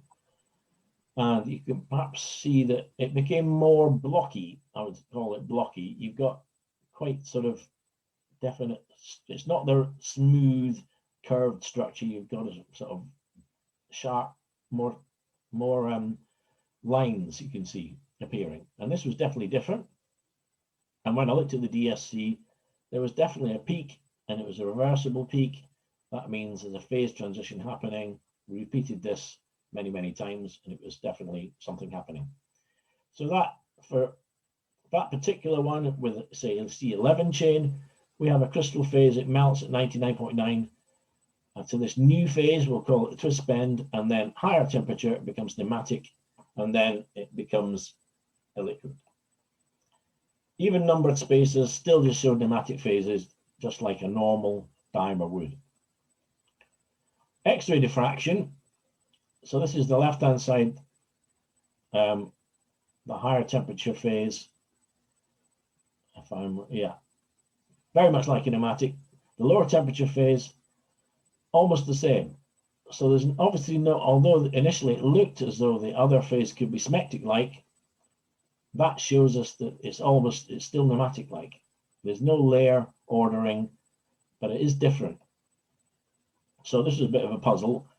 And for quite a while, we thought it could be what's called a biaxial pneumatic. In other words, there was an order parameter in a sort of orthogonal axis, and this was a holy grail of pneumatic research for quite a while. So we were fairly excited this could be perhaps a biaxial pneumatic. And the smaller ordered axis, so the order parameter would be a smaller direction, if you like, could be used in a display, and that would be very fast switching. So we looked at that, but it wasn't doing that. So there was something, it was some other phase, definitely not biaxial pneumatic. Did the same with difluoroterphenyl. So those fluorinated terphenyls we saw before, exactly the same picture happened. And even when you mix monomeric liquid crystal and these dimers, you still get this extra phase happening. So it's definitely something fairly stable. And to summarize, so 10 years or more than that research, entire conferences were given over to this new phase. Entire journals were given over to the new phase. Every possible measurement of the phase was done. But this is what we now believe it to be. So the dimer, as we said before, is bent, preferred to be bent, but not only that, there's also a small twist between the two ends, if you like, of the molecule. So that twist gives us a helical, if you like, a helical dimer, and that will spontaneously line up into a helical phase. So here we have Meyer's picture. So here we have the dimer, which is ideally drawn as bent, and there's a slight twist between this end and that end, and that leads to this helical direction going round. So you've got the direction of the molecule itself, and then you've also got this director, if you like, going along the direction of the twist bend phase. Now, because it's a pneumatic phase, if you imagine stacking these together into a large assembly of molecules, you could imagine these molecules all lining up with each other, and that would give you a symmetric phase, but they don't do that. We know that from the X-ray. They line up very much like kinematic. So the molecules are not next to each other. There's no order across the way. There's only this helical direction going through the phase. So this is why it was called pneumatic twist bend phase, the NTB phase. Because it's chiral, you've got helical pitch. The chirality is not generated by a chiral center. So because it's not generated by a chiral center, there's again no difference between a right-handed helix and a left-handed helix. So one would expect that you get domains of both, because energetically you wouldn't get one over the other unless there was some extra thing happening maybe at the surface, or you'd added a small amount of dopant. And indeed, only very recently, it has been shown that there are domains of the right-handed and left-handed pitch. So here we've got a picture with red and blue areas due to different domains. So the twist bend phase has been, I say that the molecule we mentioned at the start was really made in the 1990s first by somebody, and they didn't realize, they realized I think something was happening, but it was dropped. So it remained really a forgotten area until I made it again in sort of late 2007, and then spotted this anomaly, and then it's generated a huge amount of work over the last 10 years or so. It hasn't proved to be useful in liquid crystal displays. So what use it might have in the future, of course, we don't know. That's the wonder of science, but certainly it's been a very interesting story. So I'd just like to thank Zora Kiani for inviting me and working with me all those years ago. My PhD students, Vishwanath and Srinivas, who are now back in India. My colleague, Mike Hurd, now retired. John Goodby, who's at York, but emeritus and FRS, and other colleagues now also in York and Leeds, Steve Cowling and Georg. Georg Mell still with me, Alric Mandel, who's now in Leeds. And for all the funders over the years, and I hope you've enjoyed your webinars, and you can all have some lunch or whatever you're going to do now. Thank you very much. Thanks a lot, Rob, for joining us and giving us combination of physics and chemistry together in liquid crystal display. Thanks a lot. Thank you. Our Vice Chancellor, Professor Dr. Bushra Mirza, is with us. Currently, Dr. Bushra Mirza is working as Vice Chancellor of Lahore College for Women University, Lahore, which is one of the largest women university in Asia. She obtained her MSc and MPhil degrees with distinction from Quaid-e-Azam University, Lahore, Quaid-e-Azam University, Islamabad. After completing her PhD from the University of Cambridge on the Cambridge Commonwealth Scholarship, she did a short postdoc from the University of North Carolina. Then she joined Faculty of Biological Sciences in Quaid-e-Azam University and served for more than 20 years before joining Lahore College for Women University as a Vice Chancellor last year. She has published more than 200 papers in referred journals of international repute. In 2013, she was awarded an honorary position in ISESCO Women Science Chair. In this regard, she has been actively engaged in promotion of female scientists working in OIC countries. Besides, she is member of several international forums like UNESCO IFAP National Committee, Global Biodiversity and Health Big Data Alliance, and executive member of National Chapter of the Organization of Women Scientists of Developing Countries. She is receptionist of several awards, including Best Young Research Scholar Award by Higher Education Commission Pakistan, Gold Medal by Pakistan Academy of Sciences, and Professor A.R. Shukuri Gold Medal by Zoology Society of Pakistan. and Presidential Award Tamgha Imtiaz. I invite the Vice Chancellor, Professor Dr. Bushra Mirza, to announce winners of e-poster and give concluding remarks to the webinar speakers. Thank you very Thanks, much, madam, Dr. for Zohra. joining. Can you hear me? Yes, madam, we can hear you.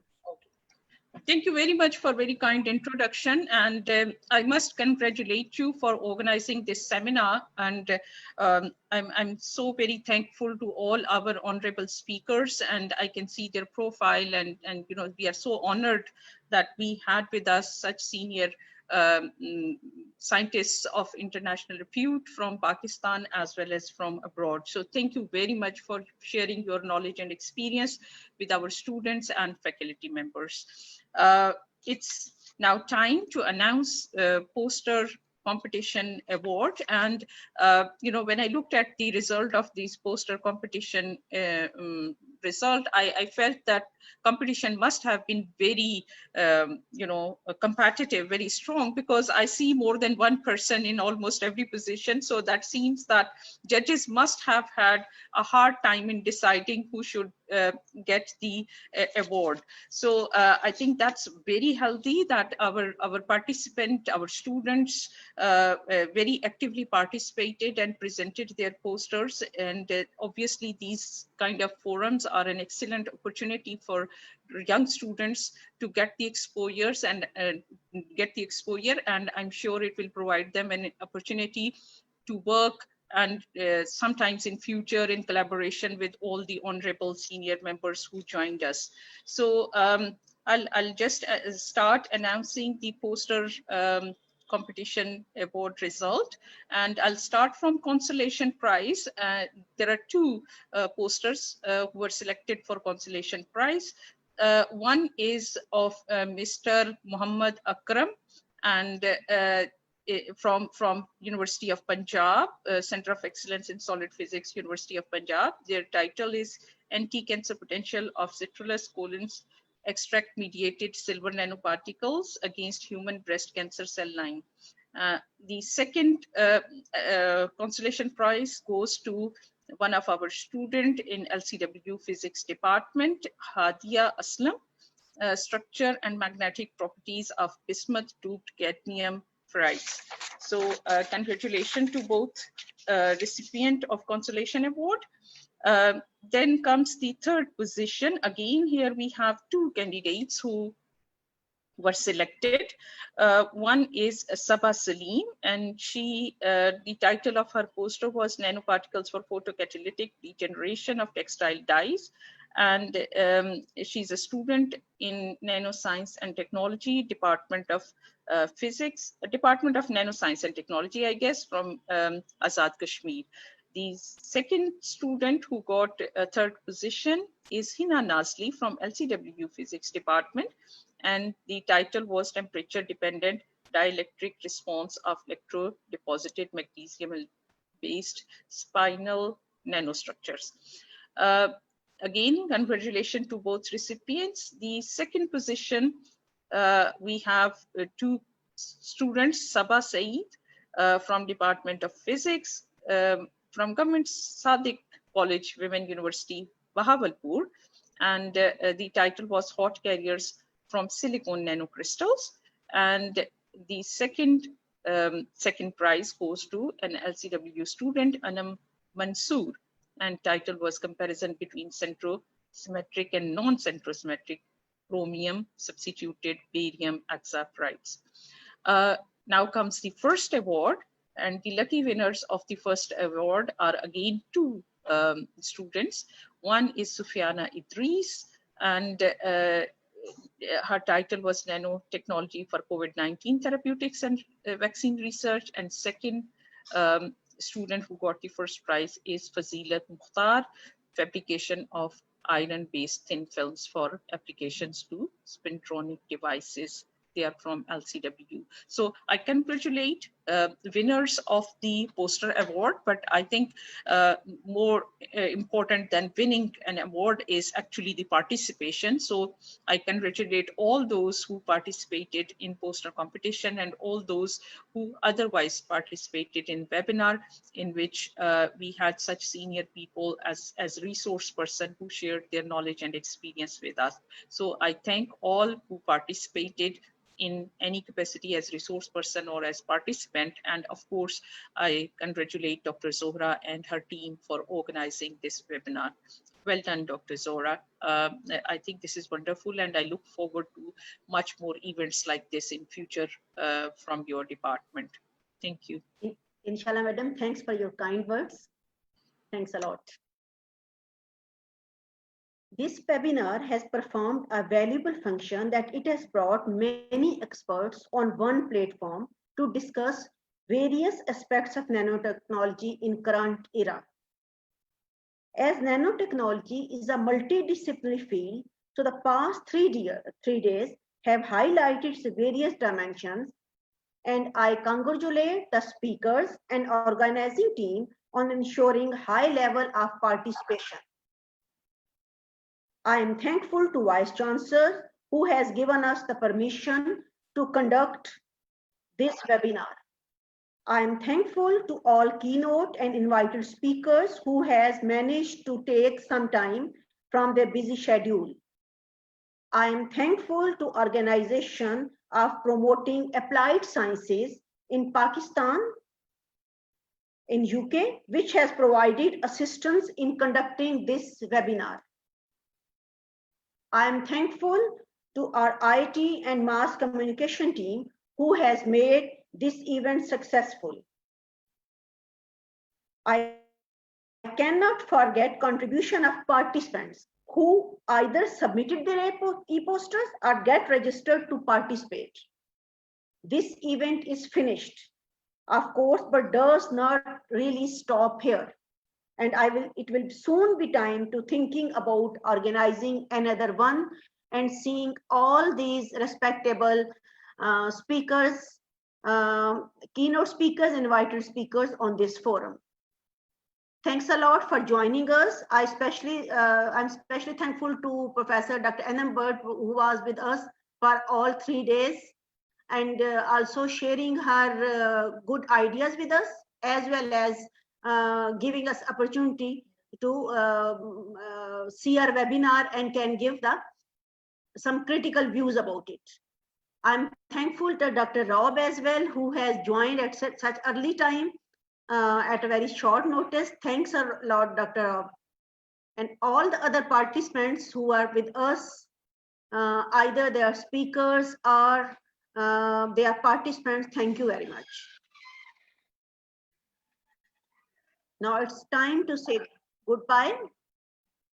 If any seniors want to say any word or any comment, you are welcome. Dr. Annenberg, Dr. Rob, who else is with us?